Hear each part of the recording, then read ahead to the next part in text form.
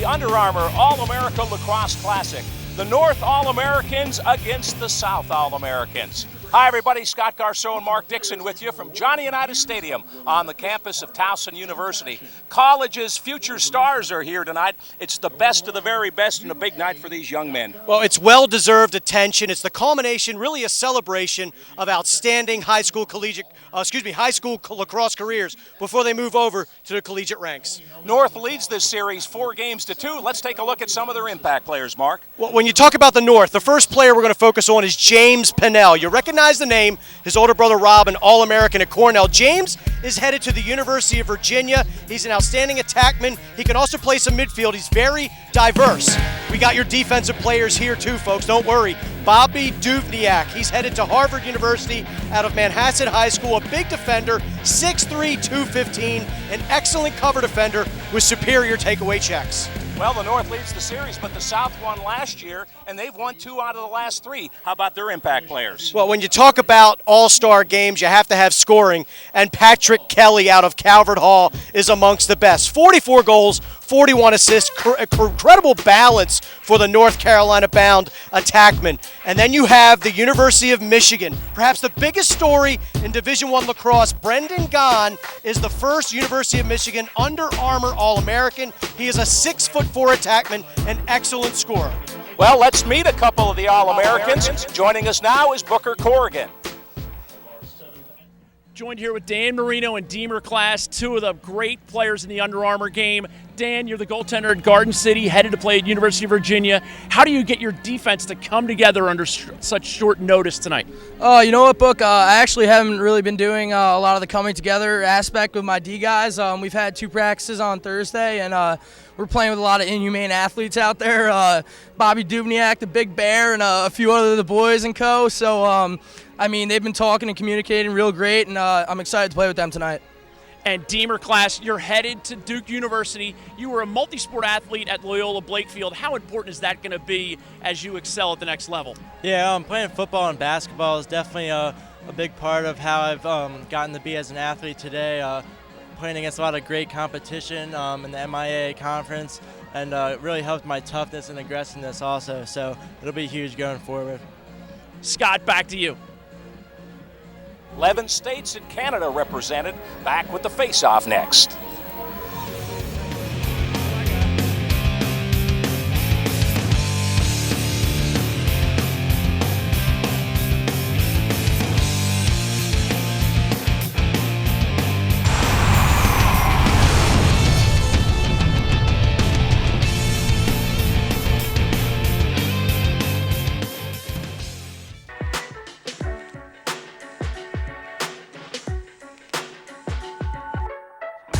High school lacrosse career. But when the kid touches the ball, he scores goals. Say hello to Matt Rambo. Look at the spin move. As Rambo steps in, sticks it. Awesome. That was a good time. Matt Rambo is just taking over. Having a historic year for the University of Maryland. Matt Rambo.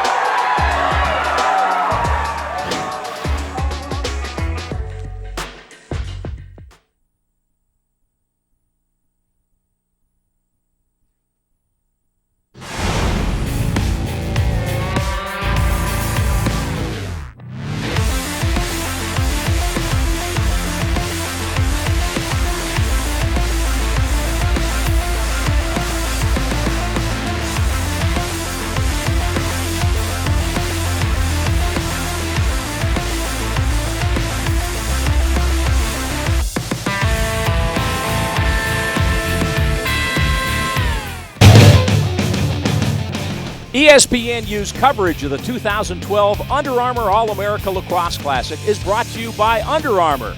This is your armor. Beware of imposters.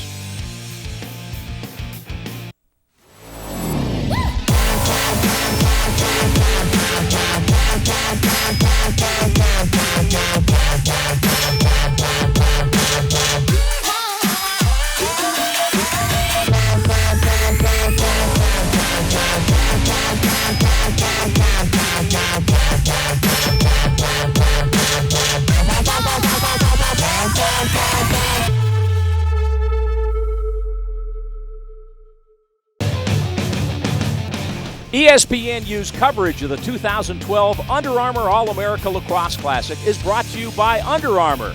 This is your armor. Beware of imposters.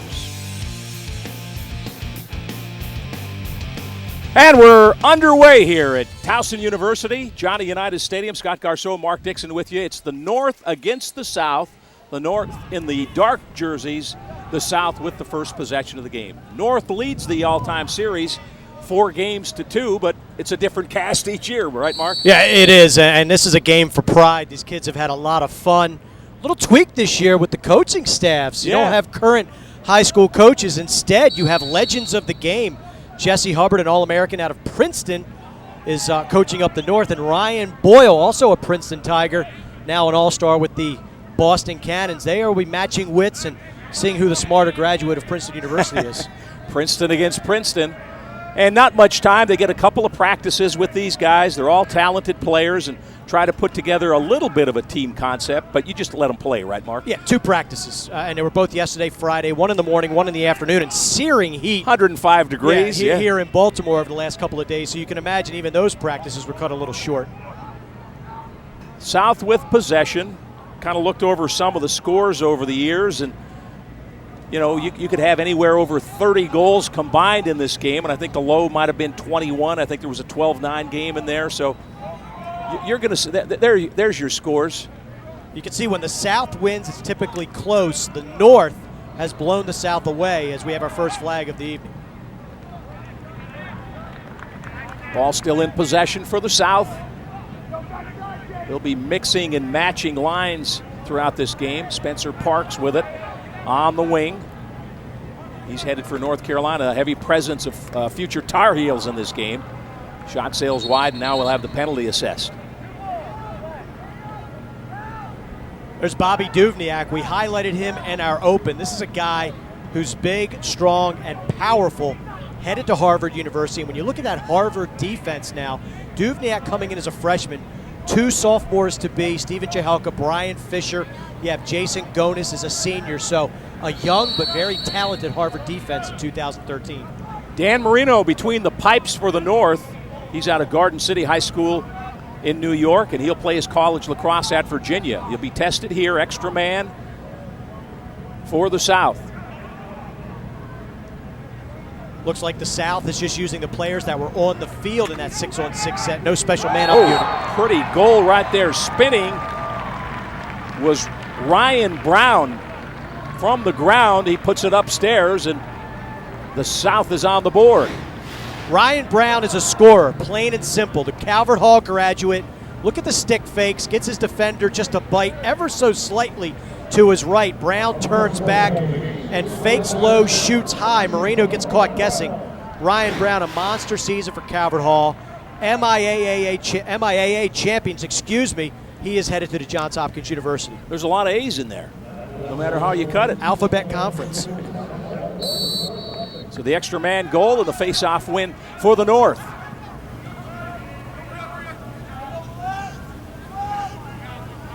Jake Froccaro on the face-off win for the North. You recognize that Froccaro name. His brother, Jeff, an All-American at Princeton right now, a tremendous player. Jake will also take his talents up north to Princeton University. Just underway, Johnny Unitas Stadium on the campus of Towson University. Some heavy storms in the Baltimore, Washington area last night. The AT&T being played down at Congressional Country Club. No spectators allowed today. There were 35, 40 trees down. Some heavy storms came through this area last night, but today, weather's been good so far. Good if you like saunas. Yeah, well, 90-something. There's it's Jesse Hubbard. Yep. Being assisted by John Hess and Chris Massey. And those three, Hubbard, Hess, and Massey, used to strike fear into every coach back in the mid to late 90s at Princeton University. Led the Tigers to 3 straight national championships, 96, 97, 98. One of the most prolific trios in the history of college lacrosse. And when Jesse left, he set school records for most goals in a single season and career goals. And Ryan Boyle, his adversary tonight, was the one who came in with B.J. Prager and picked up the mantle from those three. And help lead Princeton back to national championship prominence. And Ryan won a national championship there too. South on the attack. They've got a 1-0 lead. We're seeing some sloppy play, which is to be expected in an all-star game. 2 turnovers, I believe, for the South. We saw the North just throw it away. They have yet to get their first shot on goal. What's tougher, offense or defense in this kind of a setting, Mark? Take your pick. Yeah. Take your pick. Offense can be challenging because everybody wants to go to the goal. Everybody wants to make their mark. Everybody wants to score. Defensively, everybody wants to make that big home run check, pick up the nifty ground ball. I think goalies probably have it the toughest. They're going to see a lot of rubber tonight. You're Hence, right. In years past, last year Bobby Wardwell MVP, Steven Restivo a couple years back. Goalies have the opportunity to really step their game up in this contest. North with a little longer possession here as they move the ball around a little bit. That shot over the top of the cage, backed up. North will maintain possession. There you see the defense being applied by Evan Connell out of Calvert Hall. He'll be headed to North Carolina. The Tar Heels got 8 Under Armour All-Americans in this game.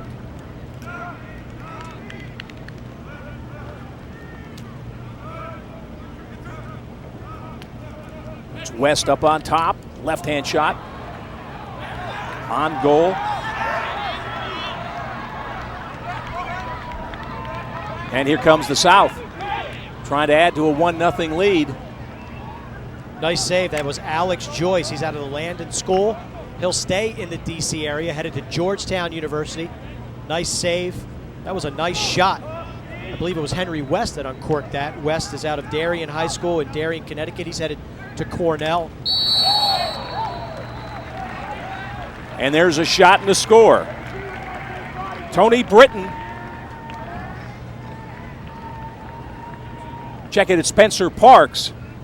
Local product here from St. Paul's School in the Baltimore area. Turned the corner and fired it home. Nice stutter step.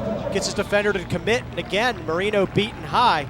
St. Paul's challenging season this year. They went winless in the MIAA, 2 years removed from a conference championship. But Spencer Parks was the leader, was the catalyst. He too will be headed to North Carolina. So Brown with the first, Parks with the second, and the South with an early 2-0 lead. First quarter, just a little over 9 minutes to play. Top 44 players in the country, 22 from the North, 22 from the South. Canada represented again this year in this game. Let's go down to the field and Booker Corrigan. Booker? Yeah. Here with Spencer Parks, just logged on to www.istingcorners.com. How you feeling out there, Spence? Pretty good, a little hot today. Yeah, team coming together nicely, chemistry developing. Yeah, the last 2 days, or the last day actually, when we were just practicing, we were just working on chemistry, playing the ball, playing fun, having some fun lacrosse out there, and I think that's what we're doing right now. And did you ever think you were going to get coached by guys like this from the MLL? Oh, no, I thought it was going to be coaches like it's been, but Coach Boyle and Coach Catalina and Coach Davis have been great. It's been a fun time every practice, and I'm looking forward to the rest of the game. Scott, back up to you in the booth. All right, and while we were down on the field, Devin Dwyer with a goal to make it 2-1. Dwyer, just a nice move from behind the cage. Excuse me, that's Ardrey. That's 9. Okay, I thought it was 6, Mark. Ian Ardrey out of the Deerfield Academy. Ardrey with a slick move. Look at him just get separation with speed. Is able to step away from the check. Uses this new turf surface here in Towson with the high bouncer. Ardrey, he'll stay up in the New England area. He will attend Harvard University. They could use some offensive punch. Having graduated Jeff Cohen, Kevin Vaughn, he'll fit in nicely for Coach Chris Wojcik. North almost with a military look in those uniforms, right? Like little army. Yeah. A little change in the color scheme. I tell you, I was down. Under Armour does such a tremendous job with treating these athletes like rock stars, really. Yeah. And the gear that they get, the attention they get, just the first-class treatment. Last night, a banquet. Tim Strachan was the guest speaker. Really a tremendous weekend for these young student athletes. A lot of people know Tim's story. DeMatha High School, terrific quarterback, and then was paralyzed and has really been an inspiration the way he's lived his life, does some Maryland football announcing, and he spoke to the young men last night. Good battle for a ground ball here. Won by the South. Slickness on display. Charlie Schneider comes up with the ground ball. There's a tough double team. Playing some defense now. Pace is picking up a little, Mark. It's cooled off considerably. Got here around 6 o'clock and it was sunny and warm. Now it's still warm, but a nice breeze coming through. The sun is setting here at Towson University. Deemer class with it on the wing. Played 3 sports at Loyola Blakefield here in the Baltimore area. Real good football player. He's headed to Duke. When you talk about Duke, six straight national semifinal appearances. National champions in 2010. The midfield, they graduate the likes of Justin Turry, Rob Rotans. So Deemer class will have an opportunity pretty quickly to make a mark in Durham. Class taking a run here, goes to the left side. A little patience this time for the South. That's Bradley Lord with it. Some aggressive defense there, ball down, and here comes the North.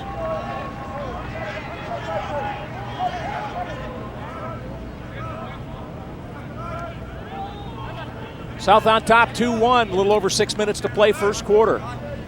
It was a nice takeaway check executed by Ryan Palasek. Palasek out of Rocky Point. You recognize the name. His older brother Tommy just graduated from Syracuse, and Ryan will head up north for Coach John Desko and become an Orange as well. Only representative in this year's game going to Syracuse. That's unusual, right? Oh, we got a shoelace undone there. Lace that up when you get a chance. That's Alex Joyce, goalie from Landon School. Nice clear, corralled by Ryan Guitar. Guitar out of Garnet Valley High School in Pennsylvania. He'll head to Penn State. The Nittany Lions, many will argue, should have made the NCAA tournament this past spring. Coach Jeff Grambroni doing some nice things up in Happy Valley.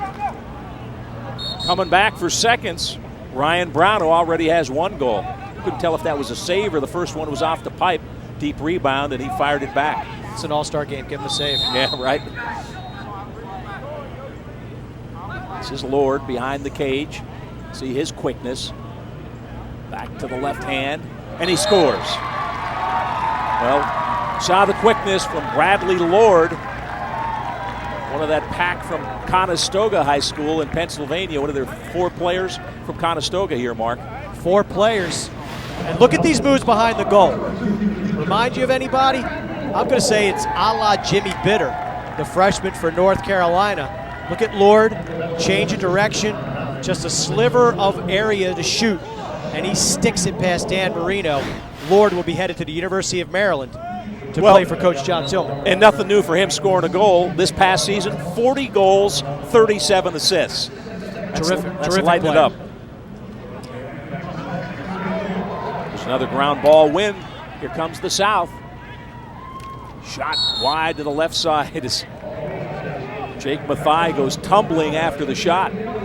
Walked by Mathai earlier, visiting down in the locker room area. You want to talk about a beast. 6'6", headed to the University of North Carolina. You got 225 on that 6'6" too. Big kid. It's a 3-1 lead for the South.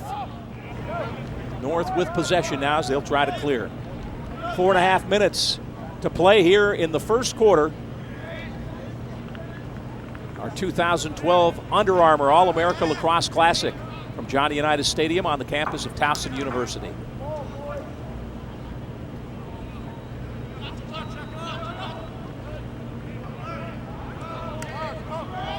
Up top, Froccaro. He's in trouble. Gets it back toward midfield where it's run down by Sam Linares.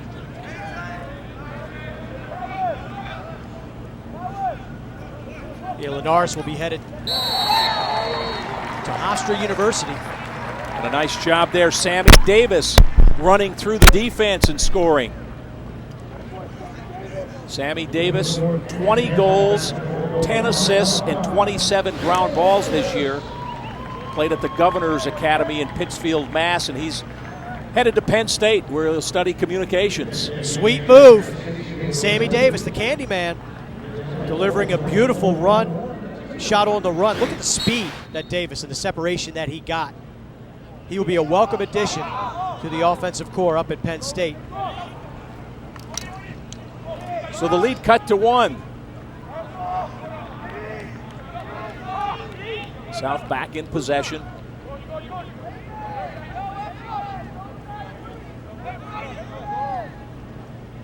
Marino in goal for the North.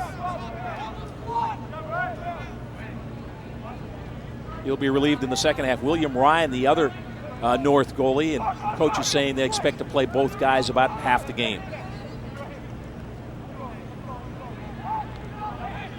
Nice swim move there. Kelton Black trying to get free, but here comes the North. And now they've got a chance to tie. From the wing, off the post, and a shot and a save and a penalty markers. No, that's not a penalty marker. That's the ball bouncing on the other side. Thought I saw a flag down. Nice shot. That was Patrick Burkery. He let it rip, didn't he? Garden City High School. Garden City, the quote-unquote national champion in 2012 in high school lacrosse. I'm not a real big fan of that designation, national champion. Oh, it's a poll, right? Yeah. Yeah, it's not a tournament. They beat all comers, but until you have a national tournament, I think it's tough to call anybody a national champion. But if you're voted number 1, you'll take why it. not say it, right? It's like the BCS. Well, they're working on that. Lenars with a bouncer. Burkery headed to the University of Pennsylvania, one of 3 Quakers in tonight's game. Now, Mark, how long have most of these kids been committed? After sophomore year, some of them? Yeah. The top players, your Duvniaks, and I don't mean top, these are guys that have been on the radar for a while, your Duvniaks, Case Mathias, players like that, probably since their sophomore year verbal, but most of them at least since at least day 1 of their junior year. Nick Doctor, the pass sails wide. It's a hot topic in college lacrosse, the current landscape, and a lot of people are calling for the NCAA to adjust the recruiting regulations. ESPNU brings you the most elite high school football talent via The Opening. Country's top high school football players are put to the test through coaching, training, and competition at every position in this invite-only camp. Do these players have what it takes to get open? The Opening, July 6th through the 8th at 8 on ESPNU. Just over 2 minutes to play in the first quarter. The 2012 Under Armour All-America Lacrosse Classic with the South on top of the North 3-2. Connor Reed right there found an opening and was able to clear the ball for the South. Reed is out of Gonzaga High School, headed to Johns Hopkins. Loose ball scooped up. Here comes the North on the break, and the layup is good. And we're tied at 3. Defense turned into offense there, Mark. Led to an easy goal. This play is made by Tommy Forsberg out of Elwood John Glenn in Huntington, New York. He's headed to the University of Maryland. Look at everybody fighting for this loose ball. Watch Forsberg. Just turns it on, puts it into another gear, and so unselfish. Drops the ball off to Nick Doctor out of Irondequoit High School, another future Penn Quaker. Great hustle, tremendous speed, and unselfishness in an all-star game. So we're even at 3. North wins the face-off. They've got a chance for their first lead in the game. I tell you, Forsberg is just what the doctor ordered from Maryland. A very talented midfield core returning for John Tillman, John Haas, and Mike Chanenchuk, but they could use a burner like Forsberg, a guy who can run by defenders and create separation. Yeah, you saw him run away from the pack there.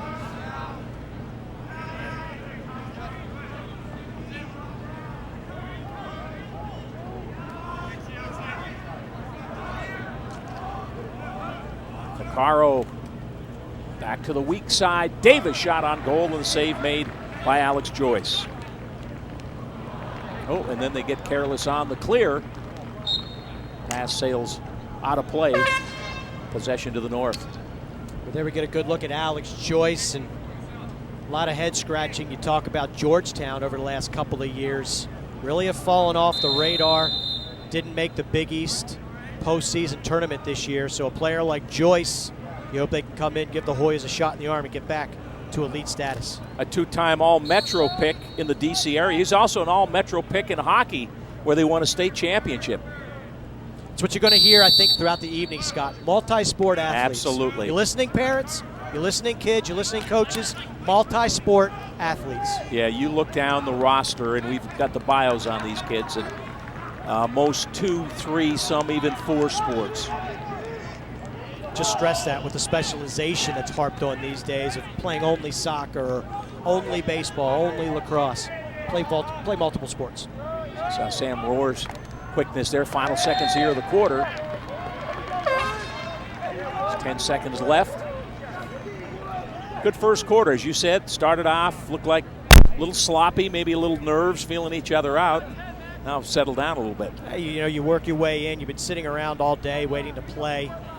Get a sweat going, get some rhythm going, and have some fun. And they'll let it run out, it looks.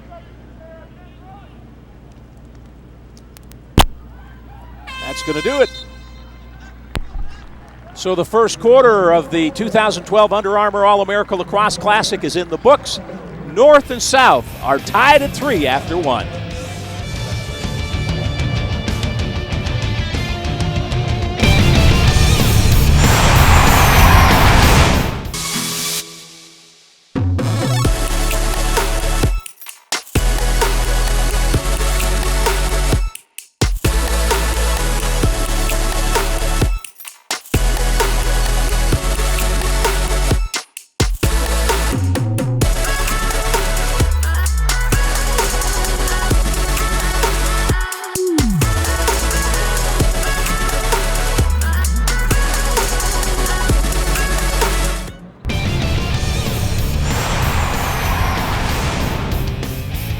This is the Under Armour All-America Lacrosse Classic.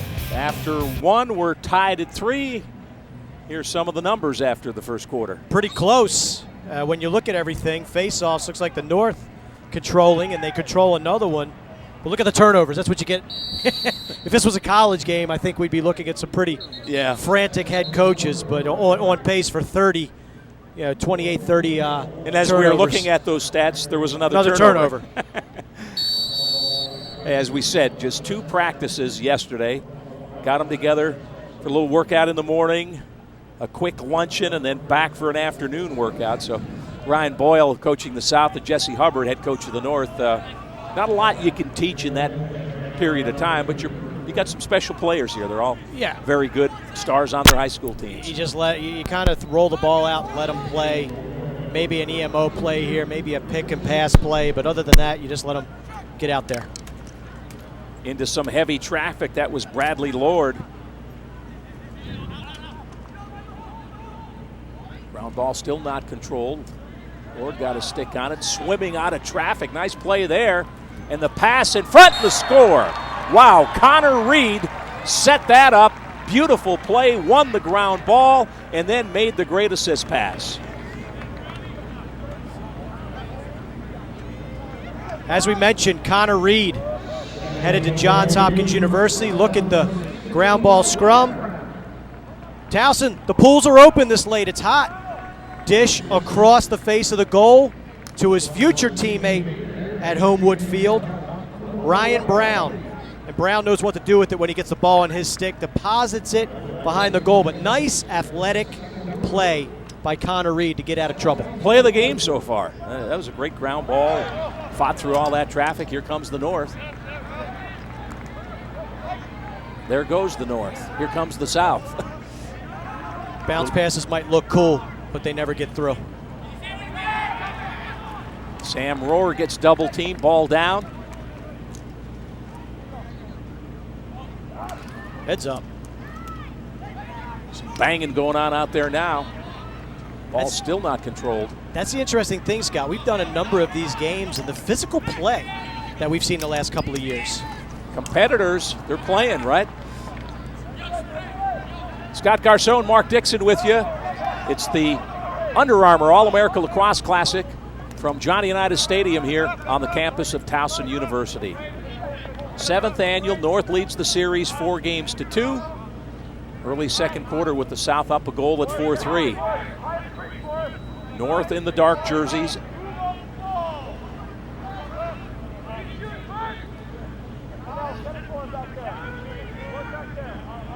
Conditioning an issue at all? Or are there enough guys you're rotating through on a night like this? These guys are in pretty good shape. Plenty of guys. Yeah. Plenty of guys to run, and they all want to run.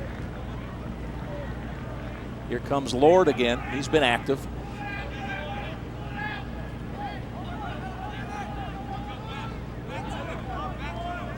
Lord's numbers: 40 goals, 37 assists on the season. It's Conestoga High School. Physically, he just looks like Jimmy Bitter out of North Carolina. Just the way he carries his stick, carries his body, fearless around the goal. Tremendous player. Saw Sam Rohr up on top there, one of the smaller players in this game. He's got quickness too. He's listed at 5'6", 155 pounds. And he's headed to Penn out of the Haverford School. Joey Sankey. Joey Sankey, another small player, played in this game last year. Dynamite freshman season for North Carolina. Nice play there. A little curl from behind the cage, but unable to finish was Brandon Gahn. Sometimes they slam the door on you. Gahn, an interesting story out of California, and will head to the University of Michigan to play for John Paul and the Wolverines. Save that time, the shot from Henry West. We got a little end-to-end action going. This is what the fans came to see. There's the cutter right out in front, top shelf, the score. Kelton Black whistles it home, and it's a 5-3 lead. Conestoga and Calvert Hall with 4 players each in this game. The transition is started by Miles Thomas. He's out of Conestoga. He'll head to Drexel University. The ball gets down to Bradley Lord, another Conestoga teammate. And then it's finished off by Kelton Black. All-Metro selection out of Calvert Hall High School. He will head to Johns Hopkins. So there you had Conestoga, Calvert Hall, Drexel, Maryland, Johns Hopkins. I think tonight will be the first and only time you'll hear a Maryland guy helping a Johns Hopkins guy for the next 4 years. We got a flag down. Let's go down to the field and join Booker Corrigan. Booker. Down here with Bobby Duvniak. Bobby, you're headed to Harvard. Talk about what an honor it was to be selected as an Under Armour All-American here. When I got asked for this, I was astonished. I've got an All-American, but nothing like playing with the top 44 kids in the country. And you were a multi-sport athlete in high school. Talk about how important it is for kids today to not specialize and avoid the tendency to just play lacrosse. I think you need to play every sport you can. I played football, basketball until my sophomore year, until I got hurt a little, but I still kept playing football in my senior year. I think it gives you toughness and other skill sets that you can't just learn in lacrosse, and you need to be playing as many sports as you can. And whenever I talk to little kids, I tell them to play as many sports as possible also. Great to follow. Back around with what Mark Dixon was talking about earlier. Scott, back up to you in the booth. Give him a little blow, Booker. He needs a little oxygen. He's playing hard out there. Bobby Duvniak, 4-time All-Long Island in lacrosse and also an all-county football player. So there you have it, multiple sports. And who says that all-star games are all about offense? Here we're going to see a little defensive magistry. Nice. Miles Thomas picks it off, walks the dog, and then gets it back to his goaltender. Brian Volker at Drexel getting a good one, but Duvniak, Scott, is a player who has been on the radar, if you will, for 3 years now. A 4-year starter at Manhasset, really just a man-child. Started getting the #1 assignment, the #1 cover assignment when he was a sophomore for Manhasset. When you look at Long Island and the competition that Manhasset plays in their class, I mean, that's a heady distinction as a sophomore to get those assignments, and again, headed to Harvard University. How about 85 ground balls this year? That's insane. Yeah. And that's not a long stick stat. That's not a guy taking wings on the face-offs for the most. That's a close defender. But Duvniak was versatile enough to play wherever Coach Bill Cherry put him. Bradley Lord backs it up, comes up top. A little over 10 minutes to play, first half. South on top of the North, 5-3. South scored the first 2 goals in the game, but the North rallied, tied it at 3 after 1. The South has come out with second quarter goals from Ryan Brown and Kelton Black to jump up 5-3. Got a player injured here. We'll play on and get it in front and shoot and score. This is the one thing you hold your breath on in an all-star game, Mark, that everybody comes out of here healthy, and we got a player injured right now. That's Burke. Grabbing his left knee, it looks like. Yeah, Patrick Burke.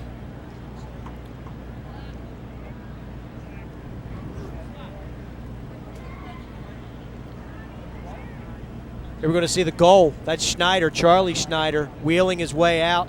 Finds the man inside. That's number 20, Deemer Class out of Loyola Blakefield. But unfortunate that Burke down with the injury. 9:56 to play in the half. 5-3, South leads the North. As Burke gets some attention, there's Deemer Class. We'll take a timeout and return to Johnny Unitas Stadium right after this.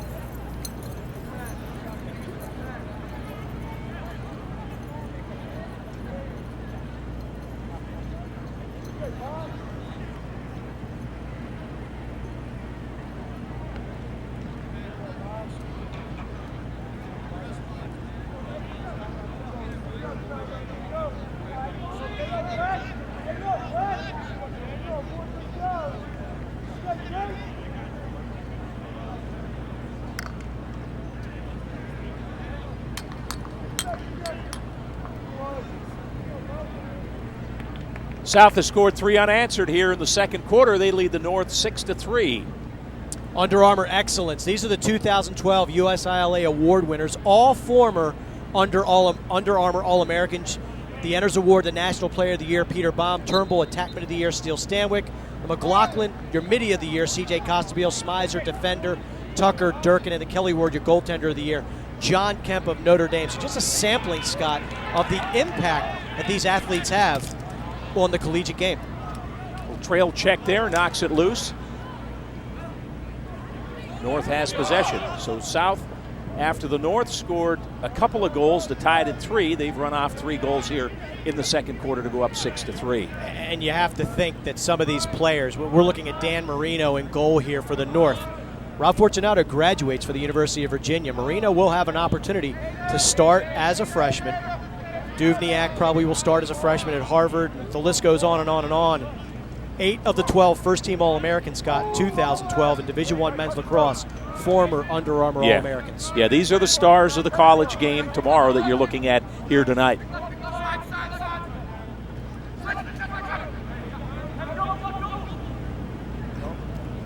Connell gives it up. That's Nick Doctor with it now. Trying to get inside. Nothing there. From the wing. Oh, that didn't work. Ran into a lot of traffic when he came inside. That was Jake Froccaro. Yeah. He dropped the shoulder and no daylight.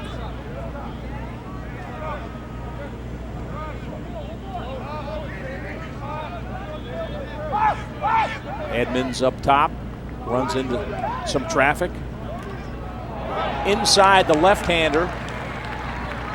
The lefty Canadian, Yeah. Mikey Morris. You saw that Canadian little flick right there, catches it left in one sweeping motion. Read nicely by Alex Joyce, but a beautiful feed inside. And he's headed to Hopkins, right? By Mikey Morris, joining Zach Palmer, a fellow Canadian at Johns Hopkins. Brandon Ben, another Canuck, playing for Coach Dave Petramala. Sam Linares, as mentioned before, headed to Hofstra and Coach Seth Tierney in that always tough Colonial Athletic Association. A timeout called as Deemer Class ran it upfield for the South. 7:42 to play in the quarter. 6-3 South on top of the North. We go down to the sidelines and Booker Corrigan. Here with Patrick Burkery. Patrick, you had a little knee injury. I know you're headed to University of Pennsylvania. Tell us about what you felt here tonight. I just tried to throw a check, and I think my cleat just got stuck in the ground and my knee popped out a little. You think you're going to get back in the game tonight, or is this something that might take you out for the rest of the night? I hope I can get back, but talking to the trainer, he doesn't think I should go back, so. And we got a nice look at the new Under Armour cleat that they are debuting this weekend. Tell us about how you feel about them. I like them. They're really comfortable. We got them a couple days ago, and I haven't had any problems with them. So usually new cleats you have a problem with. These I haven't had any problems with, so I feel comfortable. Thanks, Patrick. I hope the knee feels much better. Thank you. Scott, back up to you in the booth. All right, Booker, and our best wishes with Patrick that everything's okay with him. ESPNU brings you the most elite high school football talent via The Opening. The country's top high school football players are put to the test through coaching, training, and competition at every position in this invite-only camp. Do these players have what it takes to get open? The Opening, July 6th through the 8th at 8 on ESPNU. Do you have what it takes, Mark Dixon? Do you have a pair of those shoes, is what I'm asking. I do not. I thought I saw you rolling up in a pair. I think I saw somebody wearing those about 28 years ago in AWA wrestling. They look pretty good, though. They look. Nick Bockwinkel, maybe? Yeah, might have been him. There we get a good look at the crowd, but yeah, to build on it, you hope Burkery's okay. You'd hate to see anybody go down with a significant injury. Really, they could use him at Pennsylvania. A disastrous season, if you will. Only 4 wins for the Quakers coming off of an NCAA tournament appearance. They certainly have some talent up there. Drew Belinsky and some other players coming back for the Penn Quakers, Max Meyer. So Burkery really could be a big part of that.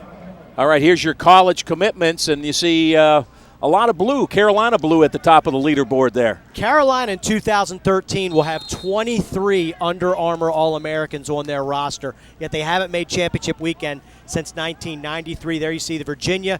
Johns Hopkins, another team, 5 Under Armour All-Americans, Duke with 4, and then maybe some names that you wouldn't expect, Cornell, Penn, Harvard, 3 Ivy League schools really making aggressive recruiting efforts the last couple of years. Aaron pass right there as Spencer Parks airmailed it. There's head coach Ryan Boyle. I think he's having fun doing this. And also a colleague of ours made his debut this year as an ESPNU analyst. Did a really nice job. There we see Jesse Hubbard trying to figure out how to solve this South. Jesse was joking. He said kids are pretty honest. One of the young kids said, Coach, I was at Princeton. He says, oh, nobody goes there anymore. Well, let me tell you, back in I guess that Under Armour All-American wasn't going there, but a lot of players still go to Princeton.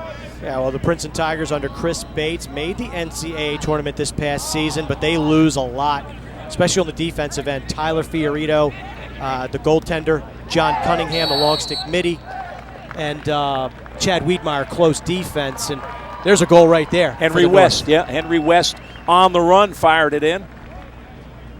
So the North stopped that 3-goal run by the South, their first goal here in the second quarter. Yeah, West, a good-looking midfielder, 6 foot, 185 pounds out of Darien High School. He is going to Cornell. And you talk about a team that lost a lot of midfielders. Roy Lang graduates. J.J. Gilbane is gone. Mitch McMichael gone. So West should get an opportunity right away to play for Coach Ben DeLuca. And all reports say the Cornell Big Red will welcome back Rob Pannell next season, as he did not graduate from Cornell. Pass right in front, shaking, baking, and scoring. Some nice moves right on the doorstep. Gordy Kerber. Kerber from Gilman here in Baltimore. Played for Brooks Matthews and had a pretty good year. 32 goals, 7 assists, 19 ground balls. You talked earlier about how long have these kids been committed, and Korber's a guy who did not commit until this time last year. He went to a recruiting event up at Harvard and was able to get on the radar of Coach Bill Tierney and the Denver Pioneers. So Gordy Kerber, an outstanding season for the Gilman School, 32 goals, 7 assists. He is a goal scorer, and he'll fit in nicely. You talk about a team that loses some attack. Alex Demopoulos, Mark Matthews for the Denver Pioneers, so he'll get an opportunity to play for Coach Bill Tierney. Well, North scored that goal to stop the bleeding, and it took South about 10 seconds to come back and answer it. Left-hand shot on the cage, and it's a score. So the South, Kelton Black, that's 2 for him.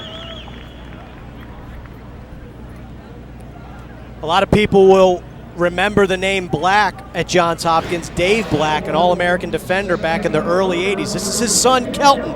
Smooth, efficient, great quickness. Look at the split dodge from right to left. A little bit of a lunge right there by the defender. But Black finds his way down the alley, sticks it high to high. A very talented midfielder headed to play for Dave Petramala. 4-year varsity player, Kelton Black, 2-time captain for Brian Kelly at Calvert Hall. Well, we saw in the girls' game, Scott, 25-13, the South tamed the North. And here we see the South doubling up the North in the boys' game, trying to make it a clean sweep. I don't know if we're going to have 25-13. Yeah, in the girls' game, as you said, 25-13, and Taylor Cummings, 5 goals, 3 assists for her. That set an All-America record for points in a game, and the South's 25 goals also broke the record. Total of 17 that was set in 2010. So they were lighting up that scoreboard. I think Corinne Edgerton was another player who set a single-game Under Armour record. It was just 25 goals in any game. You're going to have some scoring records broken. Alex Joyce with a save.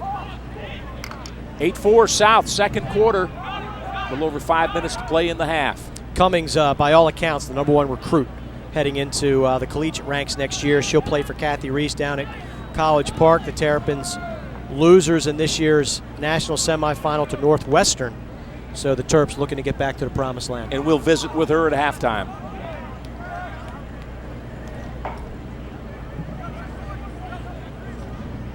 South's dominated the second quarter here. They've outscored the North 5-1. They were tied at 3 after 1.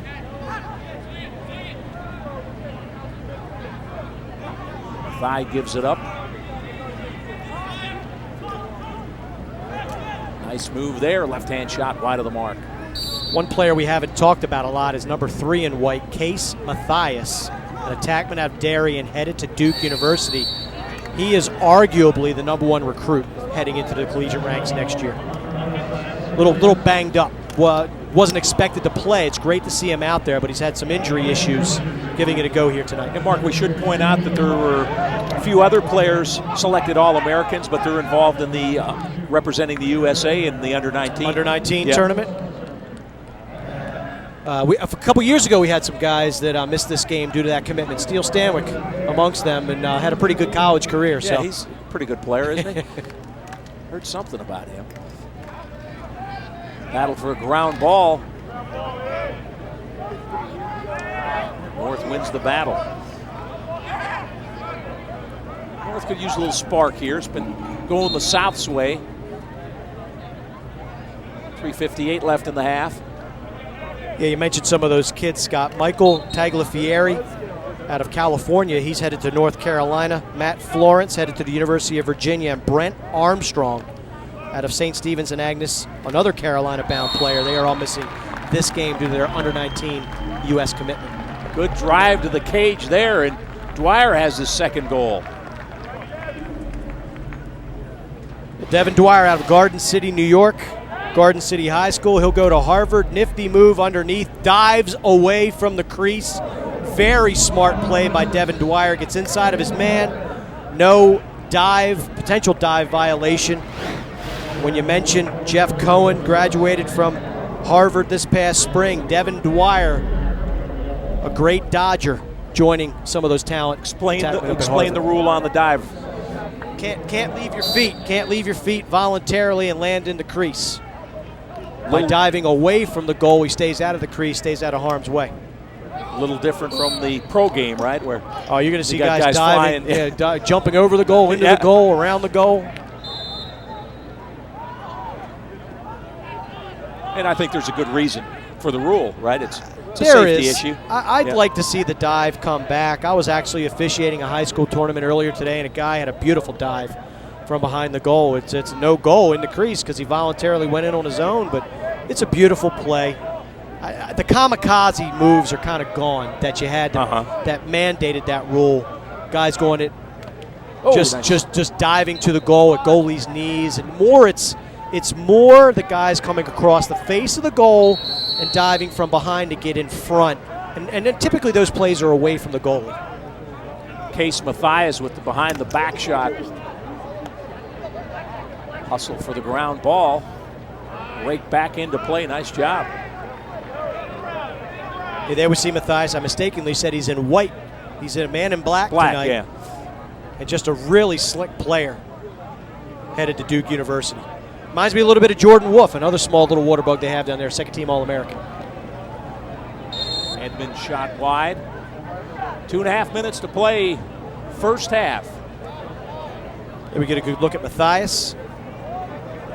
Talk about a smaller player, 5'6". ESPNU brings you the most elite high school football talent via the opening. The country's top high school football players are put to the test through coaching, training, and competition at every position in this invite-only camp. Do these players have what it takes to get open? The opening, July 6th through the 8th at 8 on ESPNU. Well, there we get a good look at that south bench from the ground up. The assistants for Ryan Boyle tonight, Damien Davis, another fellow Princeton graduate, teammates of Boyle at Princeton, All-American.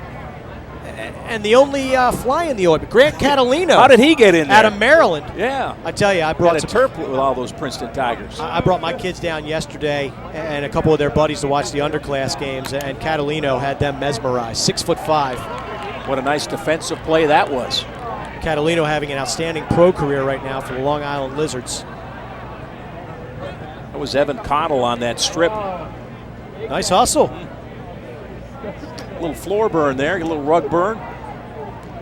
That's Ryan Lehman out of Garnet Valley High School, another future Maryland Terrapin. Excellent hustle, selling out, keeping the ball in bounds. Tell you what, Bradley Lord's been impressive too with his quickness, battling for ground balls. Right now, no one from the north is really standing out to me.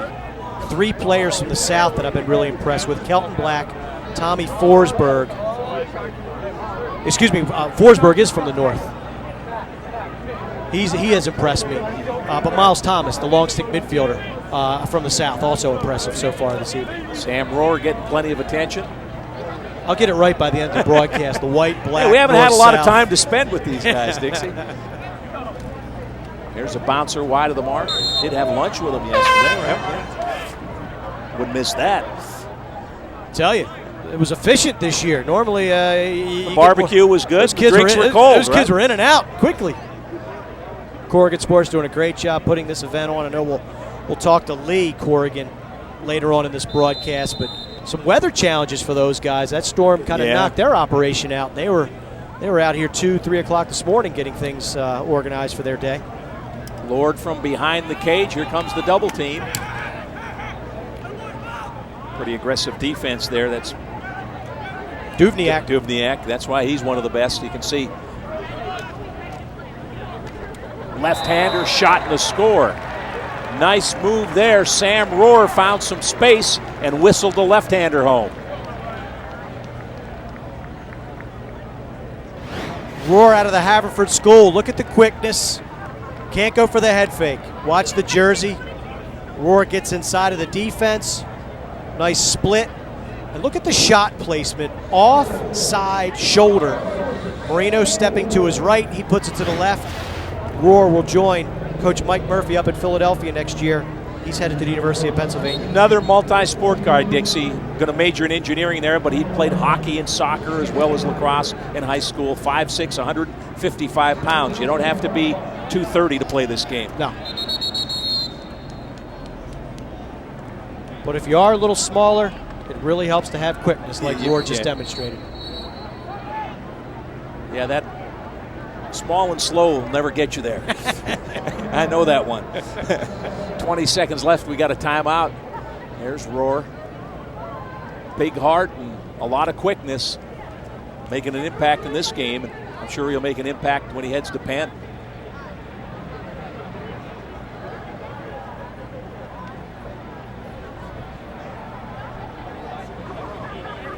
Let's take a look at some of the MVPs in this game since it started in 2006, Mark. You'll see a Canadian, Garrett Ince, in 2007. 2 goalies, Restivo and Bobby Wardwell. Chris Lapierre, they call him the Shocker, and his teammate Mark Cockerton, another Canadian, took home honors. So, and all those players, look at the schools, all, top-notch schools. Dominant D1 schools, yeah. Lapierre, primarily a defensive midfielder down in Charlottesville, second-team All-American in 2012 for Coach Dom Starship. Wardwell, they wanted to redshirt him, but he duty called, and he played a lot for Syracuse this past spring. We talked about the Conestoga High School contingent that's here, and they are well represented. You got the Conestoga 4 on the right side of your screen and the Calvert Hall 4 on the left. You've got Brad Lord, Connor Frazina, Jamie Ikeda, and Miles Thomas for Conestoga. And then you've got Ryan Brown, Patrick Kelly, Kelton Black, and Evan Connell.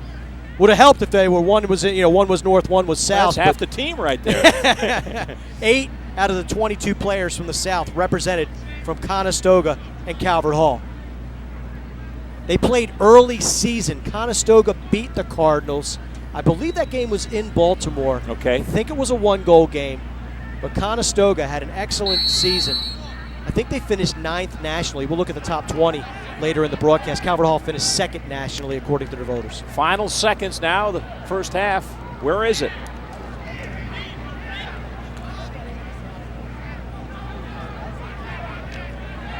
Got to do something quick here. 6 seconds. Had a chance if that pass clicked. Alligator on ground ball. And there's the horn to end the first half.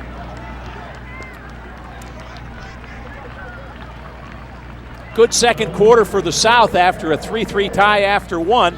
They've opened up a 9-5 lead. We'll return to Johnny Unitas Stadium on the campus of Towson University right after this.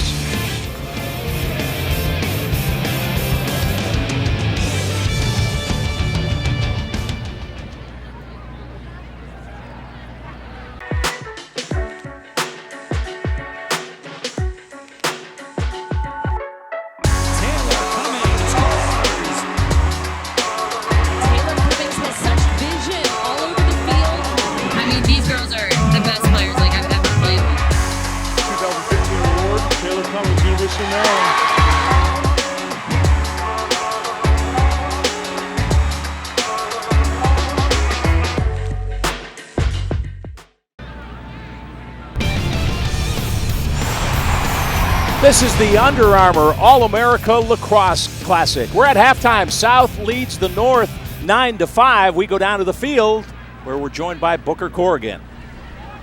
Joined here by Taylor Cummings, the MVP of the girls' game earlier today. Taylor, 5 goals, 3 assists. That makes it easy to choose the MVP. Tell us about the action in the game tonight. It was definitely a team effort today. Everyone worked so well together, even after only having, I think, 2 hours of practice. So, we moved the ball, we cut, we fed each other, and I think that's what made us so successful, and that's what made us look like a great team tonight. And one of your former high school teammates, Corinne Edgerton, played a great game as well. Yeah, she had a fabulous game. Corinne is always an awesome feeder, so she had 5 assists today, and I expected nothing less. She's awesome. And she can make the shots, and she also those nifty little inside feeds. Yeah. So it's great to see that. Now you're headed to University of Maryland.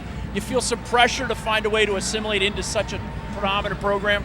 Maryland's a top program, and I'm really excited to be a part of it. I'm just looking forward to getting down to College Park and working out with the girls and meeting them and finding my role on the team, whatever it is.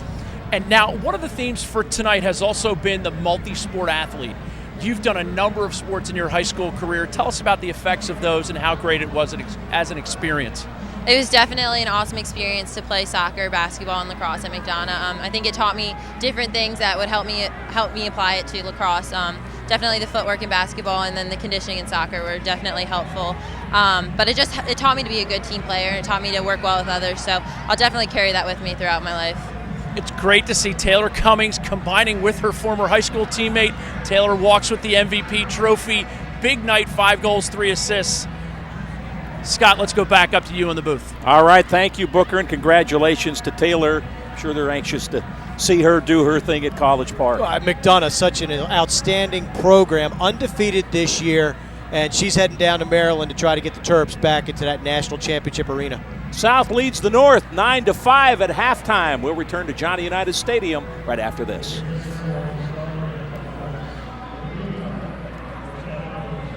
What has 4 legs and is always ready to run? The Baltimore Ten-Miler. The June 6th Baltimore Ten-Miler will once again be live on WMAR2 News. It always has the best post-race party of the summer, featuring a Jimmy Buffett cover band and Under Armour Premium. And new this year, the 2-person relay. Start and finish at the Maryland Zoo in Baltimore, and wait until you see the elephant-themed finishers medals. Go to BaltimoreTenMiler.com and register now.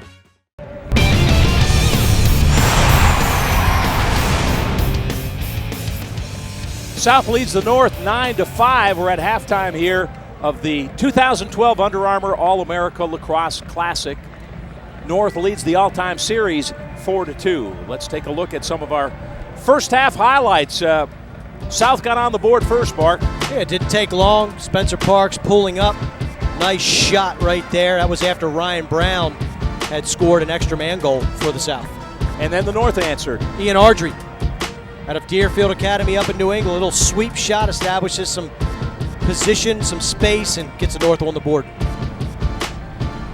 Bradley Lord then coming around the goal, gets away with a little bit of a ward, but he'll take that down to College Park out of Conestoga High School. Bradley Lord with his first of the evening. Nice goal here. Impressive. Tommy Forsberg, excellent ground ball, gets it down to Doctor, who deposits it in the South goal. It was 3-3 after one, and then South took control in the second quarter. It's the Olympic trials. Connor Reed, look at the breaststroke, the freestyle. He swims through the North defense, finds Ryan Brown. Brown with his second of the evening. Charlie Schneider then inside to Deemer Class. Class with his first marker of the evening, and the South at this point is rolling. Yeah, North needed something. They got something from West here. Yeah, Henry West, nice dodge on the run. Kind of fooled the goalie, Alex Joyce, right there. West with the marker. Kelton Black then scored his second goal of the game. Nice stutter step dodge, splits from right to left and shoots it past the North goalie. South offense looking impressive here in the first 30 minutes of action. And Devin Dwyer, Superman, flies in front of the goal, takes a shot to the back of the head, but he gets his name in the paper, scoring the goal and a date for the prom. 9-5 at the half. Some of the highlights. Alex Joyce, 7 saves. Kind of tough to, until you look at the stat sheet, to really highlight goaltenders, but Joyce really with some nice saves. The North showing some balance, 5 different goal scorers. And the Calvert Hall connection, Black and Brown with 2 apiece for the South. Every athlete receives a commemorative medal. They're all from the 2013 through 2015 graduating classes. 3,500 total kids registered for tryouts. New England boys tryouts had more than 300 sign up. The 3-day Under Armour Underclass Elite Stars Tournament had 20 boys and girls teams from 10 different regions in the United States. Nearly 36 of this year's Senior All-American boys and girls were participating last year as a member of their region's underclass team. 500 kids total played this weekend here. At the Long Island boys tryouts, there were more than 100 coaches on the sideline recruiting. And I guess, Mark, they're not recruiting as much here because these kids are all committed, but those underclass games, there's coaches everywhere. They were lining the field up and down, and it's not over. Tomorrow, the girls and boys both resume bright and early, and tomorrow are the championship rounds. So if you're around this area, come on down and check out some great high school lacrosse. 9-5 at the half. We'll return with second half action to Johnny Unitas Stadium here for the Under Armour All-America Lacrosse Classic.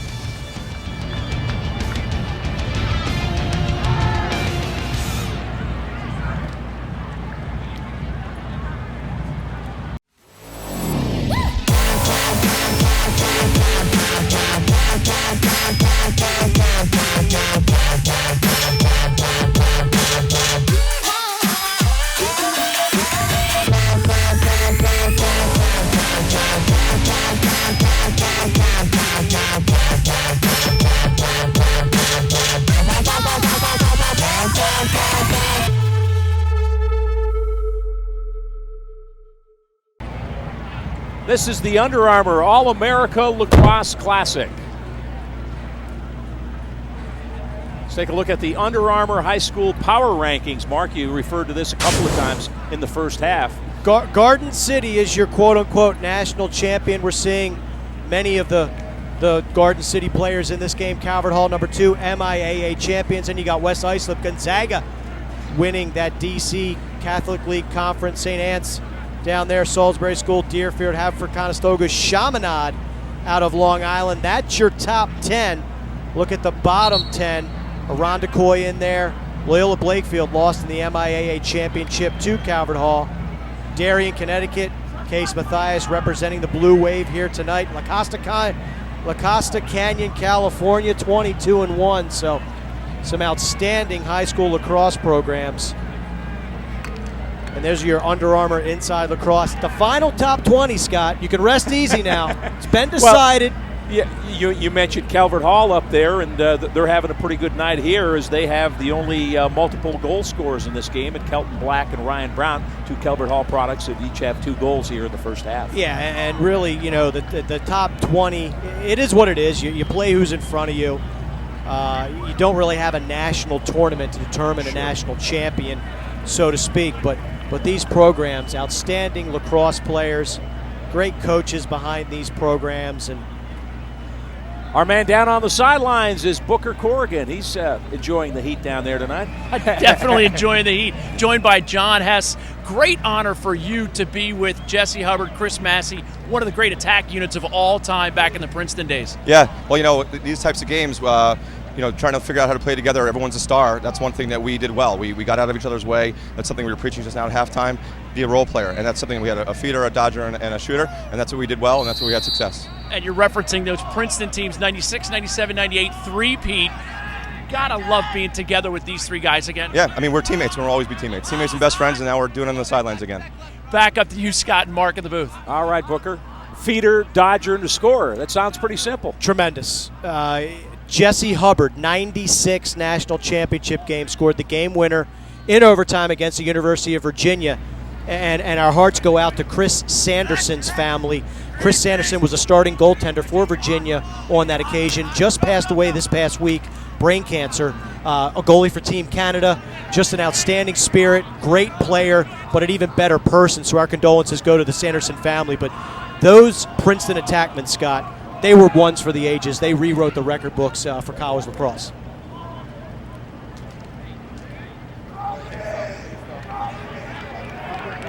Mathai running upfield like a fullback.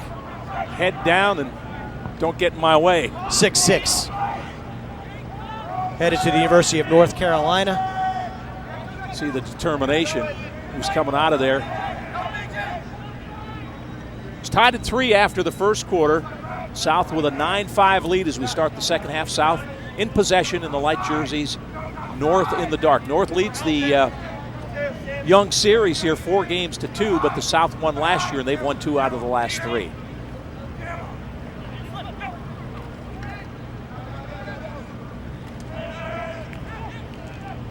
It's Patrick Kelly, double team now on him. Whoops. That's some fundamental lacrosse right there. Just a simple poke check disrupted the feeding pattern, and then the airmail. There's Ryan Boyle. Ryan Boyle's dad, Darby Boyle, longtime collegiate official. His uncle, the late Scott Boyle, a legend amongst NCAA referees. So Ryan is a, shall we say, very vocal, very knowledgeable of the rules. Sammy Davis gives it up. North trying to strike first here in the second half. 44 top players in the country, 22 from the north, 22 from the south. And that's Luke Aaron, who's now in goal for the South. William Ryan on the other end. Luke Aaron out of Deerfield Academy, Great Falls, Virginia. And William Ryan, the north goalie. Good size for him, 6'4", 245. That's a lot of goalie. It is. He's out of Massachusetts, Avon Old Farms. And the South gets the first score here in the second half. Quick restart. Deemer Class is heady. He gets inside of the North defense, takes a feed, and Class 2 goals, all from about a combined 4 yards. Just gets underneath of the defense, and nothing the goaltender for the North can do in that situation. Ryan left, hung out to dry. William Ryan out of Avon Old Farms, he'll head to Johns Hopkins University. Luke Aaron via the Deerfield Academy headed to Duke in the fall. So now Black, Brown, and Class with 2 goals. All from the MIAA. Loyola. Maybe we could get a white in there, black, brown, and white. Stick with the color scheme. Nobody with the name of White in this year's game, Scott. No, can't do that. A couple years ago, we had Matt White. Remember Matt White, JoJo Marasco running up here to the booth asking if they could be on SportsCenter. We do have Dan Marino in the game, though. ESPNU brings you the most elite high school football talent via the opening.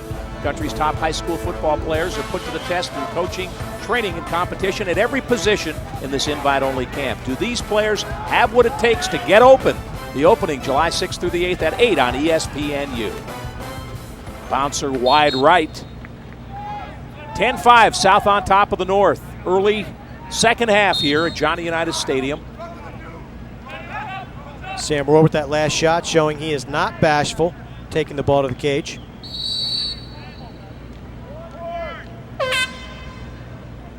Some people might wonder nationally about Johnny Unitas Stadium here. We're in the Baltimore area, here in Baltimore County at Towson University. John actually went to school at Louisville, but children went to school here. He had a real good association with the university, and several years ago they named this stadium after him.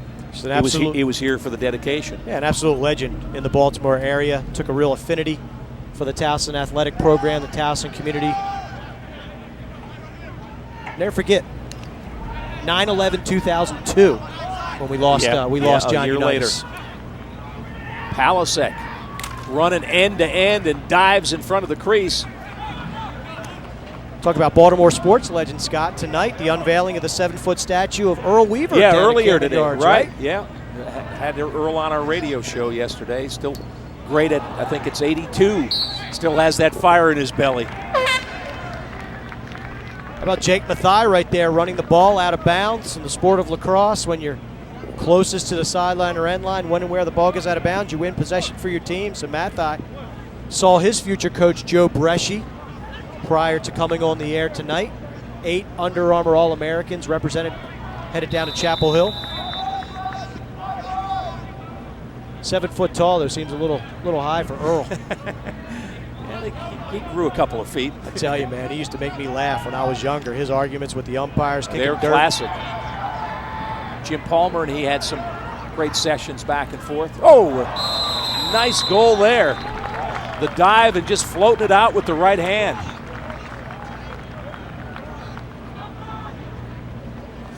Walker Kirby with the goal. He's out of Darien High School in Darien, Connecticut. He'll head to Cornell University. Ikeda with the crossfield pass and picked off by Kirby.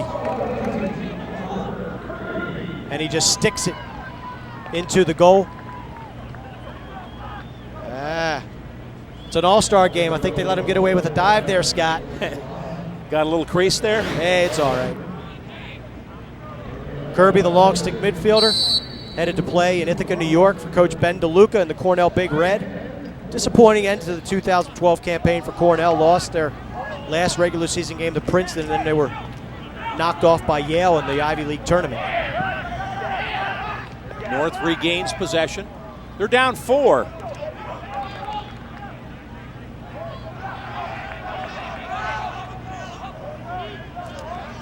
Good communication that time. These guys starting to get to know each other. Well, the faces change, but the game doesn't change, right? If you're a good player, you know how to communicate with your teammates. Yeah, no question.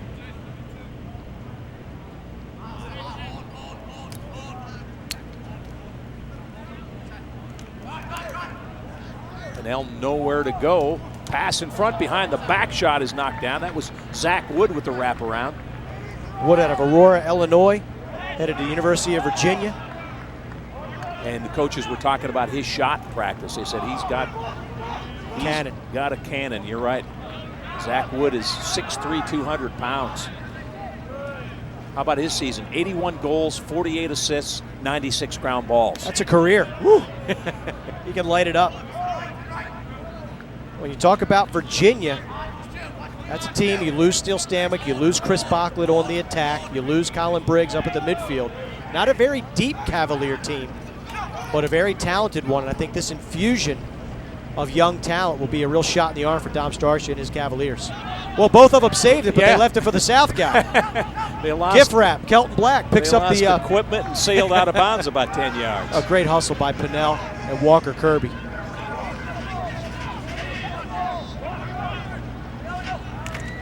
Look out, South right on front. Good opportunity there. North dodged a bullet. From the wing, a left-hand bullet, and a nice save. Popcorn. Let's go down to the sidelines and join Booker. Joined by Evan Connell, future North Carolina Tar Heel. Talk about 8 North Carolina Tar Heels in this game tonight, Evan. It's amazing. I mean, all of us are so proud of all of us, each other, and it's just exciting to be out here with a bunch of my friends. We're going to have so much fun the next 4 years and hopefully win a few national championships. And you guys rolled into town Thursday night. Have you guys been hanging out exclusively, or have you been welcoming some of the Hopkins and Virginia guys into the fold as well? We've been welcoming them all in. We love each other. It's a great bond. Most of us have all played together North and South. I'm really good friends with Bobby and Case, and then I know a lot of people are friends with the Haverford and Conestoga kids. So it's just a good group of kids, and we're all just out here having a lot of fun and great friends. Evan Connell, MIAA champion this year with Calvert Hall, and hoping to pull one out tonight for the South. He's doing some coaching here on the sideline when he's not in. Back up to you guys in the booth. Thank you, Booker. Mark, you grew up, it's a community, right? Everybody pretty much knows everybody or knows somebody who knows that person, right? And I tell you, since I played, which was ages ago, the bonds are even tighter with club lacrosse and tournaments and things of that nature. These kids really get to know each other very, very well. Evan Connell is a nasty takeaway, lockdown defender. He mentioned winning a couple national titles down at North Carolina. I tell you, that's a team that everybody's waiting to take that next step, to get back to championship weekend and to get back into that championship contention. Back when I was in high school and in college, North Carolina, you could etch their name in every single year for championship weekend. Haven't been to the big stage since 1993.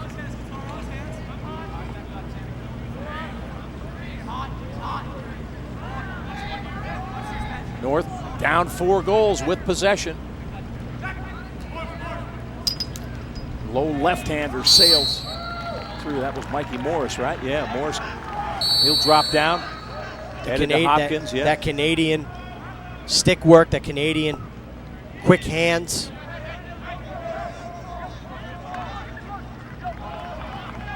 This is Parks.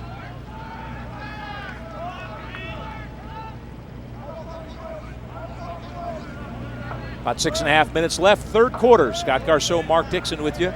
It is the 2012 Under Armour All-America Lacrosse Classic from Johnny Unitas Stadium on the campus of Towson University. North leads this all-time series 4-2, but the South, they won last year, and they've won 2 out of the last 3.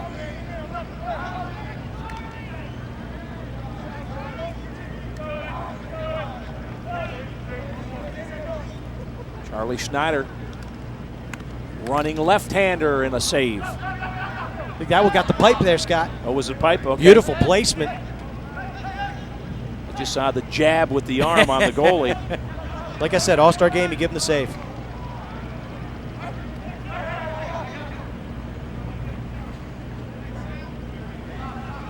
Sammy Davis across midfield.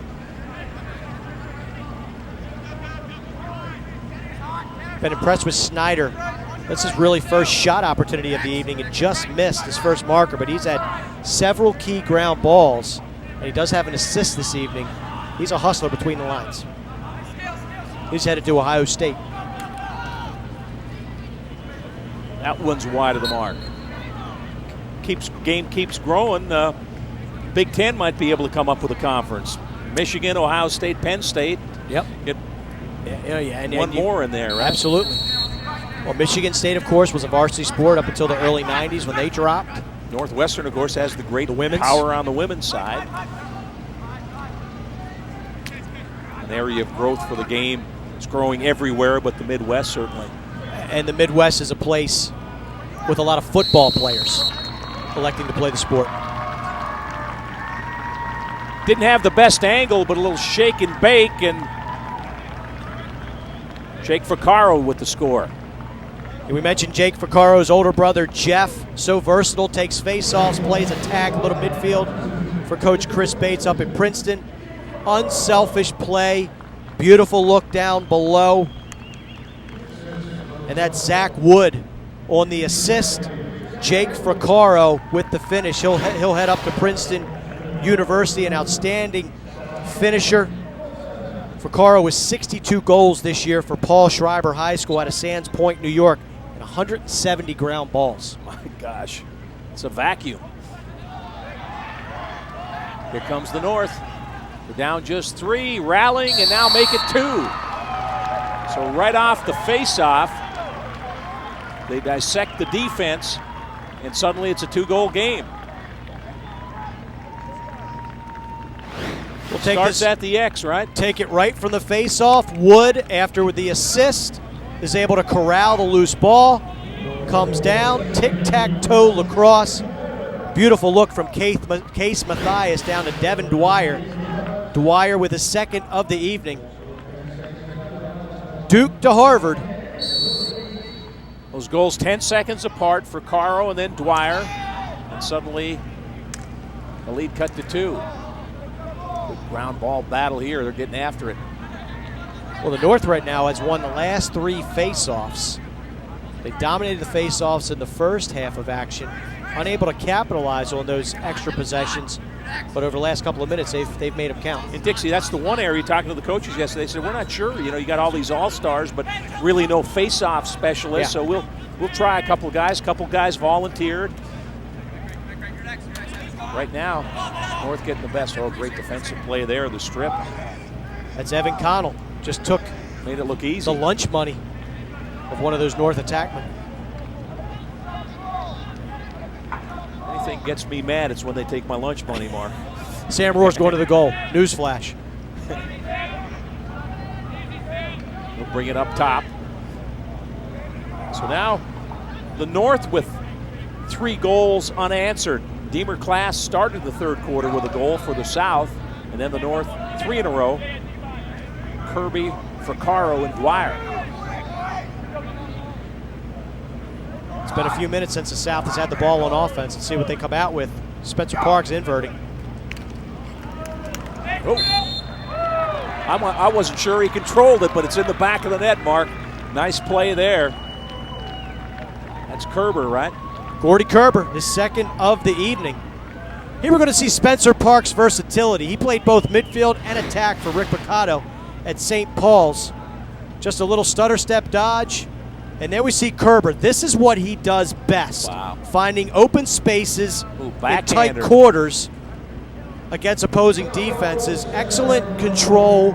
Gets the ball down and is able to flick it by William Ryan.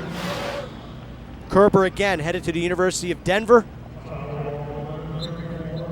to play for the Pioneers. How about that face-off?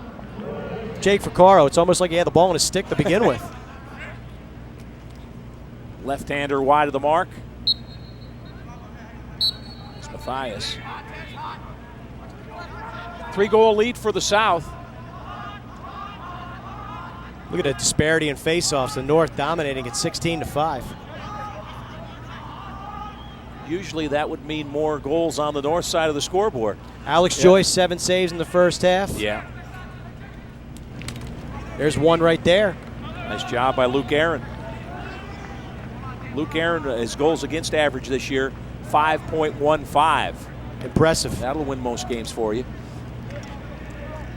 Nice clear. Here comes the North.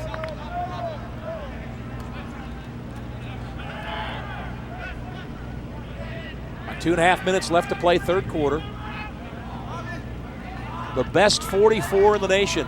The Under Armour All-Americans here. 22 from the South, 22 from the North, 11 states and Canada represented in this game. Woo! That one had a little mustard on it. I think it's still traveling. Watch out, the window's over at Shepherd Pratt. West sent it west.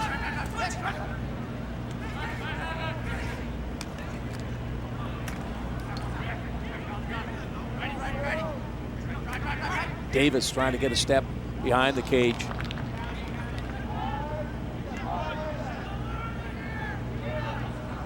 West up top. Dodges right, fires wide left. A lot of missed shots tonight for the North. Let's go down to the field. Booker Corrigan joins us. Joined on the sideline by Zach Powers out of Upper Arlington High School. Great tradition in this game. A lot of guys have come from UA and played in the Under Armour game. But let's talk the story about your father getting blown out of a bleacher stand and Dr. Olson really stepping in to save him. Yeah, my sophomore year, he got blown off the stands in a state semi game. And he was paralyzed for 10 minutes or so. But people came to his side, Doc Olson especially. And he ended up getting his feeling back. And he's got a bunch of hardware in his neck right now. But he's living up. It's all good, so it's no problem.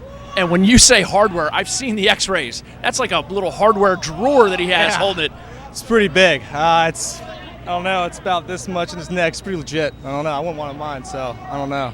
I was thrilled to see how well he's doing. Scott, back up to you guys in the booth. All right, thank you, Booker. Upper Arlington, whenever we hear players from there, often they're defensive players. They've had a tradition on defense. Mark Kuntz is the name that jumps out at me, early 2000s at the University of Virginia. But really, Upper Arlington, the Bears, that's a hotbed, turning into a hotbed. Zach Powers, no different. They play a little tough football in that part of the country, Absolutely. too, so that'll help you play defense. Steve Dussault, National Player of the Year out of Georgetown, again, back in the 2000s, another Upper Arlington product. Final seconds, third quarter. North in possession, down 3. Matthias. Swim move. Heavy traffic there.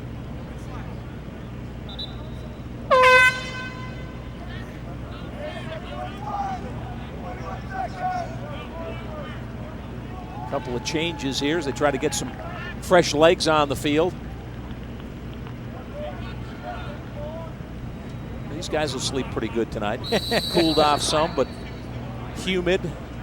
Temperature up near 100 earlier today. Cooled off a little here this evening. They practice over 100 degrees on Friday. Down to 10 seconds. Shot wide left from Zack Wood. And the South will be content just to run it out here, I think.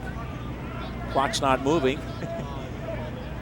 Now it just jumped to 50 seconds. I think they got some clock issues.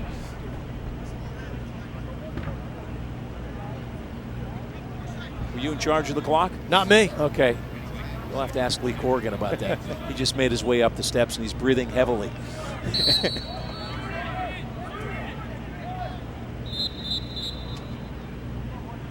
They blow the whistle. That's going to be the quarter, I believe. That's it. Yeah, that's it. That's it. Clock wasn't working, but common sense was, right? All right, we played 3. South on top, 11-8. Back with the fourth quarter of the 2012 Under Armour All-America Lacrosse Classic.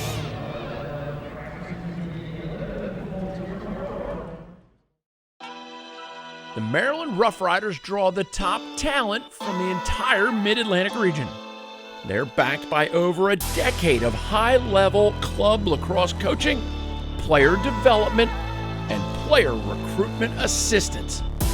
Our Rough Rider alumni have excelled at every level in college lacrosse. Playing for the Maryland Rough Riders, when we got together, we always wanted to beat the top teams. We always had a chip on our shoulder. Every kid on that team could honestly say over the last 5-6 years since they've stopped playing Rough Riders that mindset of having a chip on your shoulder has helped them not only on the field but in life. So in terms of me being an under-recruited kid who got an opportunity to play Division I lacrosse, I tried to make the most of it, and I've been fortunate enough to get where I am because of that.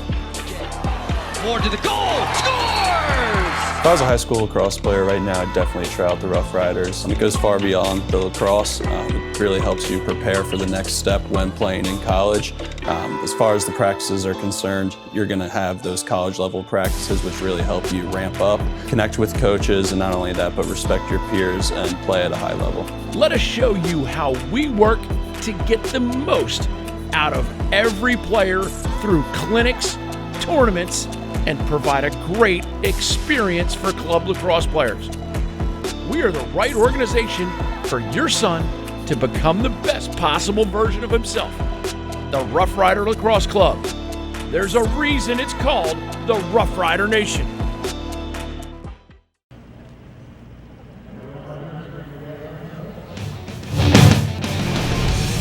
ESPNU's coverage of the 2012 Under Armour All-America Lacrosse Classic is brought to you by Under Armour. This is your armor. Beware of imposters. All right, here are some numbers through three quarters, Mr. Dixon. What do you see? I see a lot of shots by the North. I see a lot of saves by the South. How about those face-offs? The face-offs, the North are dominating, but they missed a lot of shots, particularly in that third quarter. Again, they start with possession, winning the face-off. And we welcome in the founder of this game and the hardest working man in the Baltimore area for about at least 24 hours and most of the week. But that storm that came through the area last night didn't do you any favors. Oh, yeah, man. It really tested the crew. You know, the guys from Corrigan Sports and Under Armour did a great job putting Humpty Dumpty back together again. Yeah. We lost about 20 tenths. But I got to tell you, my son and a bunch of my kids, my former players came and helped me out. You called in all your chips, right? I did. Oh, Coach Corrigan needs help.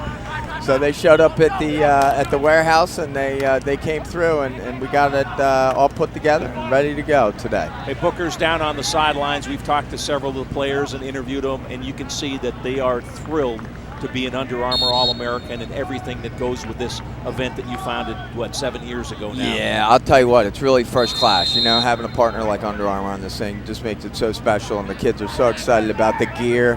And now with their equipment coming out, and they've really cracked the code. The kids really like the sticks, and so that's exciting for them, of course. And of course, the senior All-American games on the boys and girls side. This is really the showcase of the weekend, but you guys are really busy with a lot of other things. The underclass events this year, hot and heavy. Those underclass games that are going on all weekend long. Uh-oh, here we go. Oh, he blew one. Bradley Lord turning the corner.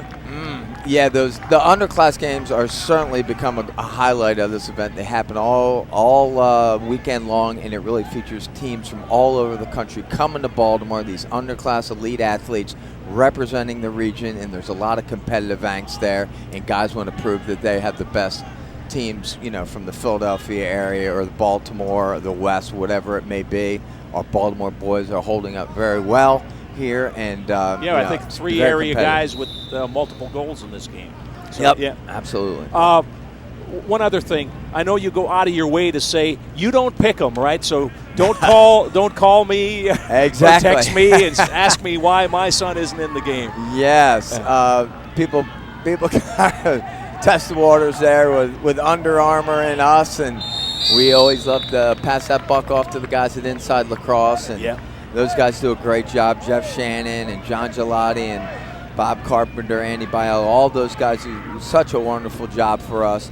And it's never perfect, as I say. It's always difficult, but you know what? It's always really close, and you don't really have to look too far to see all the success of the Under Armour All-Americans at the collegiate level. Well, Mark's been pointing out past Tewaaraton Award winners, every major award. Last year, Mark, you went through that list, had played in this game, so you're getting it right a lot more times than you're missing. Exactly. Interesting twist this year, Lee. Ryan Boyle, Jesse Hubbard, active players or MLL legends, college legends. How did you guys decide to get away from the traditional high school coach and have guys like this coach the program, coach the teams? Really wanted to mix it up, and you know the kids. You know, we heard a lot of feedback from the kids, and the kids are really interested in having those kinds of guys coach them. And I'll tell you what, I was in the locker room with Ryan at halftime, and he was having a ball with the kids. Him and Grant Catalino are characters, no doubt, and I think the kids are getting a kick of hanging out with them because those guys are probably our heroes. Sure, yeah. 11-8 our score, a little over 13 minutes to play, fourth quarter. Scott Garceau, Mark Dixon, and Lee Corrigan, the founder of this event, here at Johnny Unitas Stadium. Corrigan Sports, we know the Under Armour All-America Lacrosse Classic, but you guys run a lot more events here in the Baltimore area as well as nationwide. What are some things we can look forward to? Well, the Under Armour Baltimore Marathon, of course, is our cornerstone event. We started that 12 years ago, and that thing has just exploded. 25,000 participants, $30 million of economic impact. It's just been great. I think I saw Scott out there last year. Speedy Scott. Yeah, may not have been me. And there's another goal for the North, so they're tightening things up a little bit. Yeah, this is getting interesting. After looked like the South boys were going to run away with this thing, it's getting tight. It's Mikey Morris, the lefty Canadian, sets his feet, time and room, and is able to whip it past Luke Brown. Morris, look at the torque, look at the velocity and the placement of that shot. Another off-ball guy joining the ranks of that Johns Hopkins University attack unit. Yeah, those Canadians, they know how to get it in the goal. They got great hands, and they certainly do it at every level. And Lee, the show's not over with this game tonight. There's more tomorrow, right? That's right. Yeah. We got the underclassmen. We have the last games of the underclassmen schedule. Then we have the playoffs, and that looks like it's shaping up very interesting. There's a lot of teams still in it. There's a lot of coaches asking me tiebreaker rules, so there's a lot of guys getting to bed early tonight. What kind of precautions have you taken with the heat wave we've had? Temperatures over 100 degrees, games in the day. This isn't bad tonight, but some of your day games, I know you had a double practice for the Under Armour All-Americans on Friday on a warm day. That's a very good question. That was something that was really concerning to us. Our partner is Union Memorial, of course, sports medicine. We love those guys. And one of the things we talked about was mandatory water breaks halfway through each quarter. And so I think that was a very good, smart precaution that we made. Then we had a lot of trainers out there reminding the boys to hydrate, reminding them to hydrate. And we were also prepared to shorten the games actually at one point, but we pulled the plug on that. I can speak to that. Had the opportunity to ref one of the underclassmen games this morning. And no, I had the water breaks and just the competition. And the coaches are here to coach the kids. And I don't mean to sound flip about that, but as an official, it's wonderful to come to an event and be able to officiate and not have to put up with a lot of some other things that you put up with at other tournaments. Right. These guys are here to win, and they certainly are impressed, Once again, back to Under Armour. Those teams come from these 10 different respective regions around the country, and they are treated to an unbelievable first-class event. The fields are wonderful here at Towson University. The equipment that Under Armour, in terms of the gear and the uniforms and all that stuff is first class. And, of course, I like to think that we do a good job putting the show on and setting the fields up and making sure everybody knows where they're going. One other thing before we let you go, you deliver a little message with this thing, too, and I guess that message is delivered every year at the banquet. Tim Strachan last night. That was really a special moment, Scott, and I'm glad you brought it up. One of the things we try to do is we try to always have a guest speaker who is an impactful fella. And over the years, we've had the real-life hero of Black Hawk Down, Matt Eversman. We had a guy by the name of Chad Fleming who spent a lot of the last 5 years, 10 years chasing Osama bin Laden around the world. And last night we had Tim Strachan. And what a story he was. He was the #1 ranked quarterback in the country, right in front of a guy by the name of Peyton Manning, by the way. And, of course, he broke his neck in a tragic accident when he dove into the ocean. And he managed to pull through it. And, although inspirational story. What he's a guy. in a wheelchair, but my God, he's accomplished so much, and it's a great story for these kids to hear. Nice message to deliver. Lee, congratulations on another great show. We enjoy this every year, being a part of this. Thank you very much, guys. You guys are and if wonderful. you ever need anybody to put up a tent, Mark Dixon, I heard, is one of the best. You guys are on speed dial. Lee Corrigan, the founder of the event, and a busy man. Boy, that storm came through here last night and knocked down trees and tents and a whole bunch of things. I can attest. I was talking to Ryan Heacock and Dave Gell, both of Corrigan Sports, and their crew was out 2, 3 o'clock in the morning getting things ready for an 8 o'clock face-off this morning with the underclass games, and they've just done a terrific job with this event. Soup to nuts. And we got a 2-goal game here, 11-9, about 9.5 minutes to play. North won't go away. Every time it looks like they're in a little trouble, they get a goal or two and keep this thing interesting. South in possession right now, up 2. They'll maintain possession there. Got it backed up. It was Bradley Lord.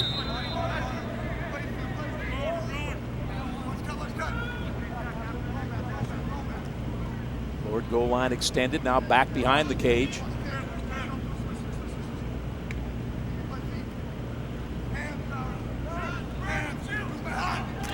Let's go down to the field and join Booker. Here with slick Sammy Rohr from Hereford School. That school has a great tradition of involvement in this tournament. In years past, it's been the Maryland Rough Riders that have excelled at getting players into the game.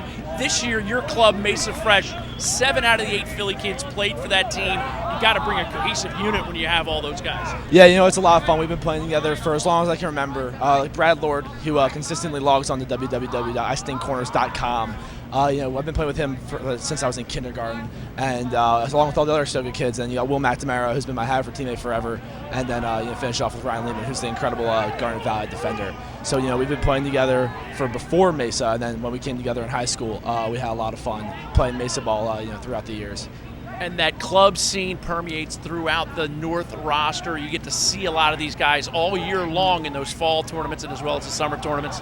Yeah, that's the fun about lacrosse is that you come into these all-star events and a lot of the guys already. Like we've played Long Island Express. We had a great battle with Long Island Express last year up in a tournament at Episcopal Academy, and then a lot of these guys on my team are on the Crabs and Lax World, who we've played time and time again.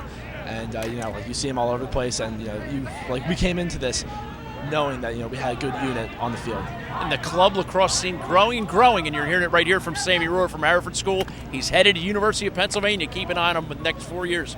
Back up to Scott and Mark in the booth. All right, Booker, 7.5 minutes left in the fourth quarter. South on top of the North, 11-9. North with possession. Catch a little pipe. I think that was a nice save. Beautiful save. Got a piece, yeah. All right, we've got a timeout, 7:24 left in the game. South on top of the North, 11-9.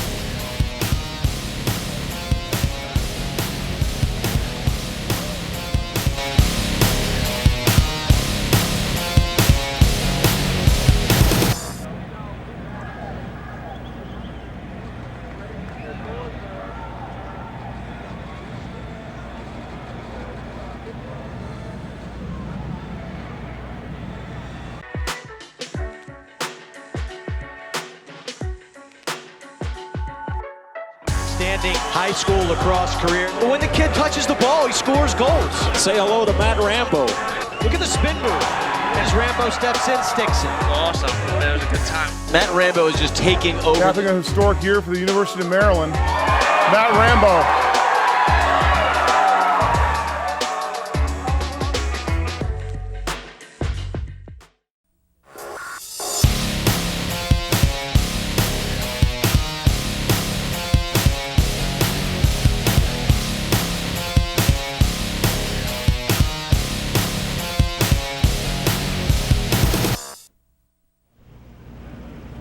This is the Under Armour All-America Lacrosse Classic. Scott Garceau, Mark Dixon with you from Towson University, where the South leads the North. 11-9, just a little over 7 minutes left to play in this one. So you play this game, and it's an exhibition, but it's a chance for you to showcase your stuff, and then you look at the clock, and there's 7 minutes left, and you got a 2-goal game, and does it change a little bit? Like, hey, let's win this thing. Why not? Yeah. The competitive juices start to flow. This game has not been as physical as some of the last couple over years past. We had some real physical battles. 2009 really sticks out at me. Guys walking off with bruised wrists and scrapes, bumps, and other things. Still, it's been a competitive game. It just hasn't been incredibly physical. And as you say that, there's a couple of hits. Right. Maybe they heard you. Said Dixon doesn't think you guys are tough enough. We'll show him. Oh, little spin move there. I think if he gathered himself, That could have been a score, Mark. Pannell. Yeah. With a little turnstile. It was a little catch and release. Pannell's been quiet tonight, but he is a terrific talent.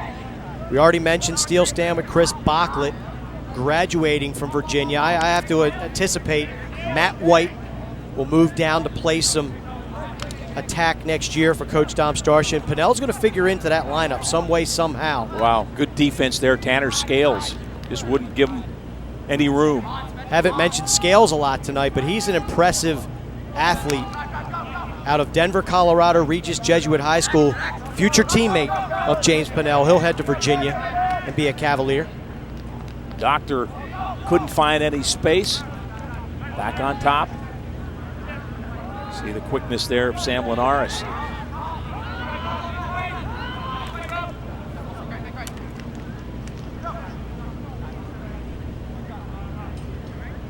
North maintains possession. They're down 2. Just under 6 minutes left to play. North leads the series 4-2, but South, they won last year and they've won 2 of the last 3. If this lead holds up, they'll have win number 3 in the series. Every year on paper, the North looks better. They just do. They've got gaudy stats, the athletes, a little tougher maybe considered than the South, but South putting together an impressive performance tonight. Connell looks up front on the doorstep, finds his man, and there's the score, and the lead is cut to 1. Jake Froccaro, his second off-ball goal of the evening. Pannell working against Scales, was able to roll back, get away from his pressure. Great vision, not terrible defense inside by Spencer Parks, but he gives up. Right there should have been a lift. You can see Parks disappointed in himself, but Froccaro finishes inside. His second goal of the evening, again, headed to Princeton University. Well, when Deemer Class scored the first goal in the second half, South had a 10-5 lead. Since then, they've outscored them 5-1. Big ground ball here. Who wants it? Miles Thomas had it for a little bit, but the North controls. And now they've got a chance to tie. Pass in front, knocked down by the defense. Now we got some stick swinging. Yeah. Some clanging going on.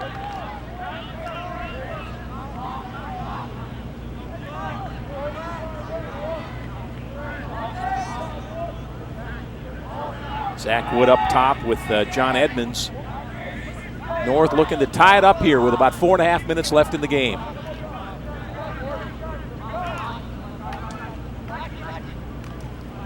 Double team.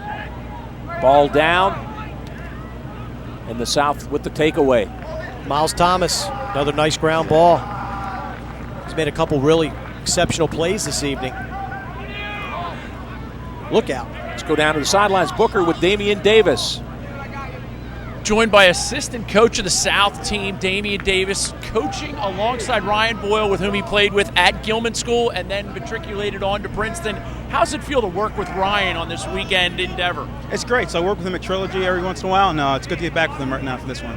And how are you able to take some of the skills that you have as a defensive player and impart them onto these great stars of tomorrow in such a short time? Trying to stay out of their way is more my style here. These guys are great, so kind of put them in an organized defense and then let them play. Is there ever a chance where you say to somebody, hey, don't do that anymore? I hold back different styles, and we have their coaches for next year take care of that. Every once in a while I'll make a little comment here and there, but mostly just hands off. It's great to know that the wisdom of Damien Davis is being shared around the field. Scott, let's get back up to the booth to you. All right, in the South, David. Spencer Parks gets it to Gordy Kerber, and he fires in the left-hander to stretch the lead back to 2. Korber showing some range. His first 2 goals about 3-yard efforts. This one is time and room, and Korber with a worm burner. Great vision by Parks. Korber with the shot and the goal.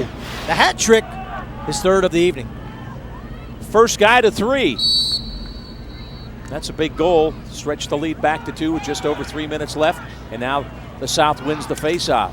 Pole to the goal. Bounces over the crossbar. And in this day and age of early commitments, we're talking early like sophomores, that guy right there, Gordy Kerber, did not commit till the summer before his senior season to Denver University. And Bill Tierney's glad he did, right? Absolutely. 6'2", 200-pounder, played for Brooke Matthews, another multiple sport guy, also played soccer at Gilman. 2:52 to play. South leads 12-10. ESPN brings you the most elite high school football talent via the opening. The country's top high school football players are put to the test through coaching, training, and competition at every position in this invite-only camp. Do these players have what it takes to get open? The opening, July 6th through the 8th at 8 o'clock on ESPNU. 2:45 to play. North down 2 with possession. It was 3-3 after 1. South had a 9-5 lead at the half, and they were still up 11-8 after 3. North has never had a lead in this game.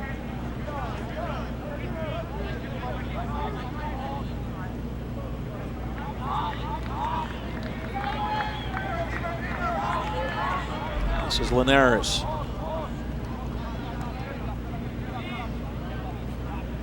Davis through some heavy traffic with the left-hander. Backed up.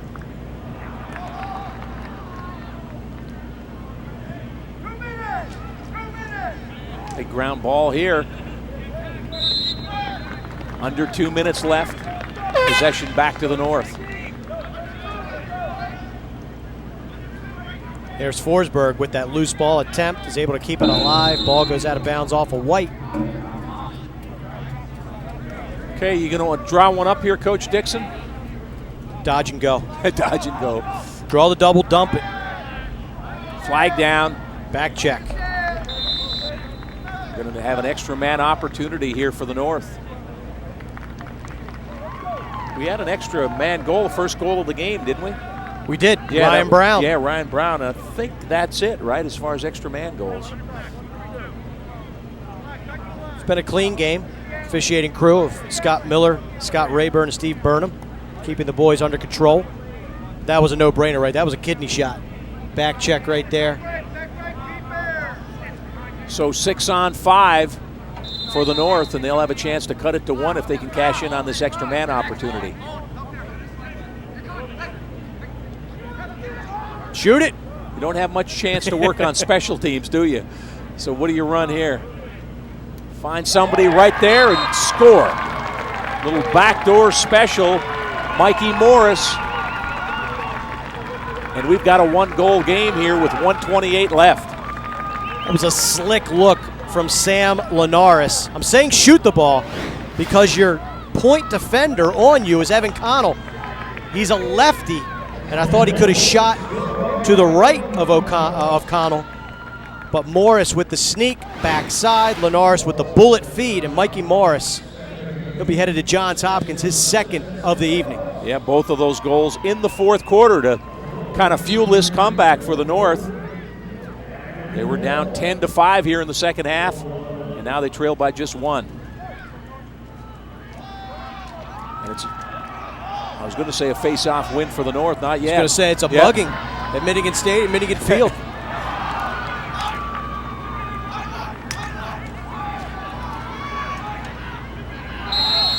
I'm going to say, is there a timeout in there somewhere?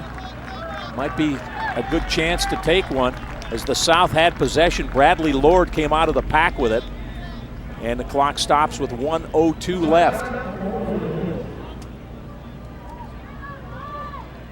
Let's check back in with Booker. On the sideline here with Spencer Parks, playing a great game throughout the evening. We've already talked to you once. Let's talk about your commitment to North Carolina. It came rather early in the recruiting process.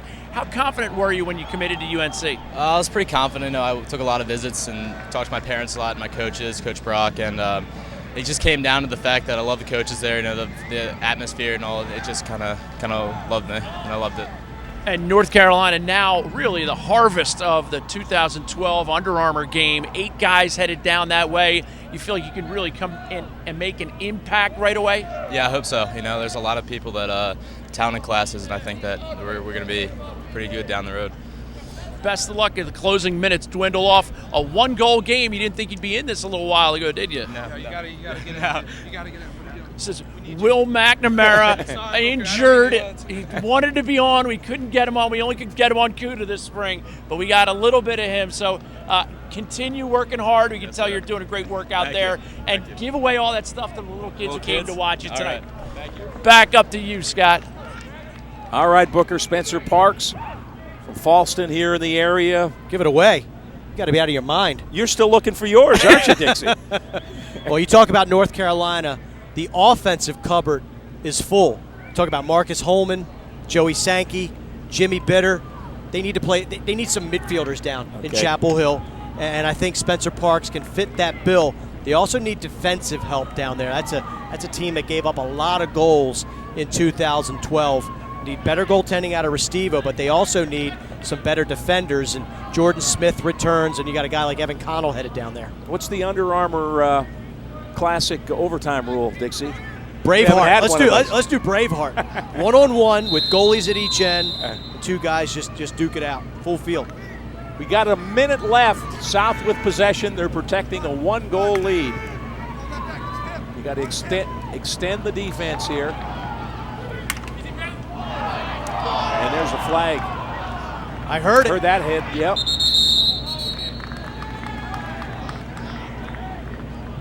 Now the North, if they're going to do this, they're going to do it shorthanded.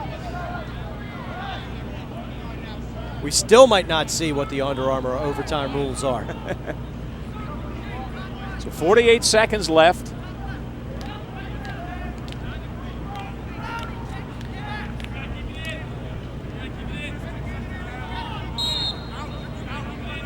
Six on 5, and you got to do a lot of chasing now, down a man. 10 seconds to get it in. Once they get it in the box, they'll have to keep it in. And this is just going to be hot potato for the South.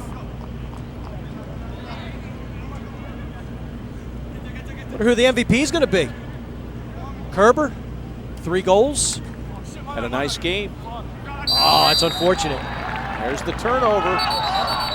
They kept the clock running, too. Don't think the North didn't realize it.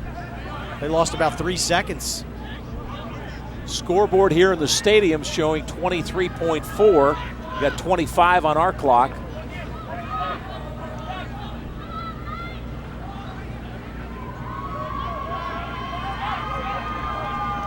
North needs a goal to tie it up.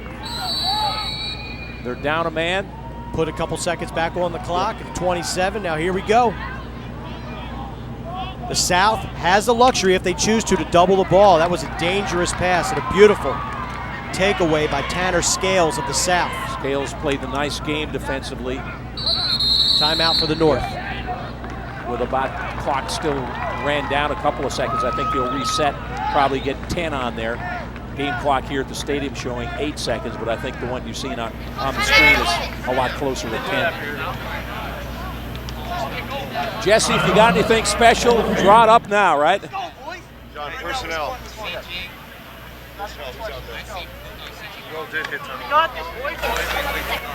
The clock out here says 11 seconds. Looks like we'll have 11 on the clock. Sammy? Yeah. Okay. West and Forsberg. All right. We're going.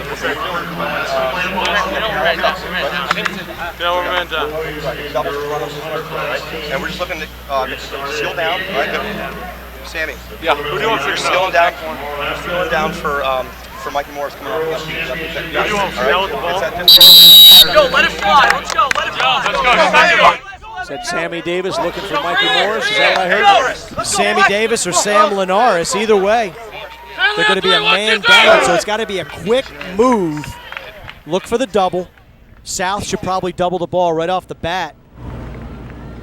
Although Boyle may have some trickeration up his sleeve.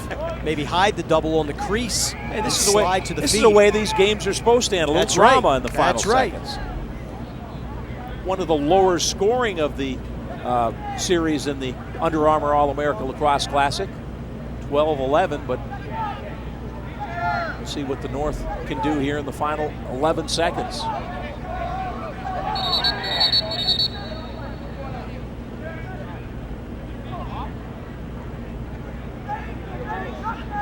We'll change Sammy Davis. So it looks like Pannell's going to start with the ball. He is not being doubled. The double is on the crease. Keep an eye on Morris, too. Ryan Boyle has elected to put his free safety on the crease. Got to go. Now looking, time running down, tough angle, and the save made by Luke Aaron, and that's going to do it. So Aaron makes the save, and the South survives. After they jumped on top, it was 10-5 in the third quarter. North came all the way back and got it down to 1. Better goaltending by the South gets them the win.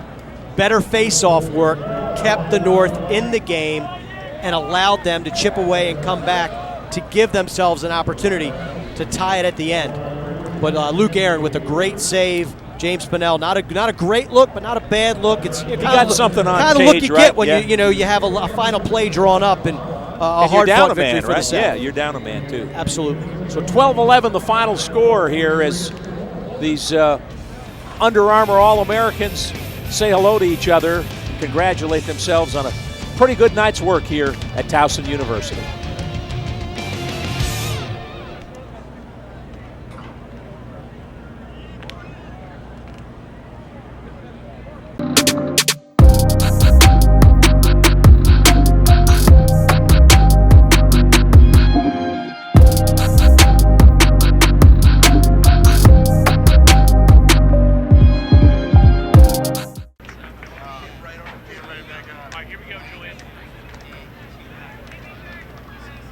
South edges the North 12-11, the final score. Let's go down to Booker Corrigan, who has the MVP presentation. It's time to name an MVP for the 2012 All-American Senior Classic. Who better than Julian Gary from Under Armour to join us here today? Julian, who do you have for the Under Armour All-American MVP? Man, you're going to butcher me there. Go ahead and say it. Just Gordy Kerber. Gordy Kerber. Gordy Kerber from nearby Gilman School. Gordy, tremendous season all year long, and it culminated with an MVP choice tonight. What do you have to say about tonight's action? I don't know. It was a great game, real back and forth. The North team played a great game, and, we're just lucky to get a win. Team came together real well. You were able to get a gap there in the middle of the game. You extended away. Team chemistry have something to do with that. You guys are pretty close. Oh, yeah, definitely. We were bonded really well in the hotel and just throughout the weekend, and, I think we won some good ground balls in the middle of the field, too. So. Thrilled for Gordy Kerber. Did a great job all night long, never wilted, and in this heat, that's really saying something because there's opportunity to fade. So congratulations on the MVP of the Under Armour All-American 2012 game. I'm Booker Corrigan, tossing it back up to Scott Garceau in the booth. All right, Booker, thank you. Hat trick for the local kid. What a thrill to come in and with all these All-Americans take that MVP home with And again, a great story. A guy who was not committed this time last year as a rising senior.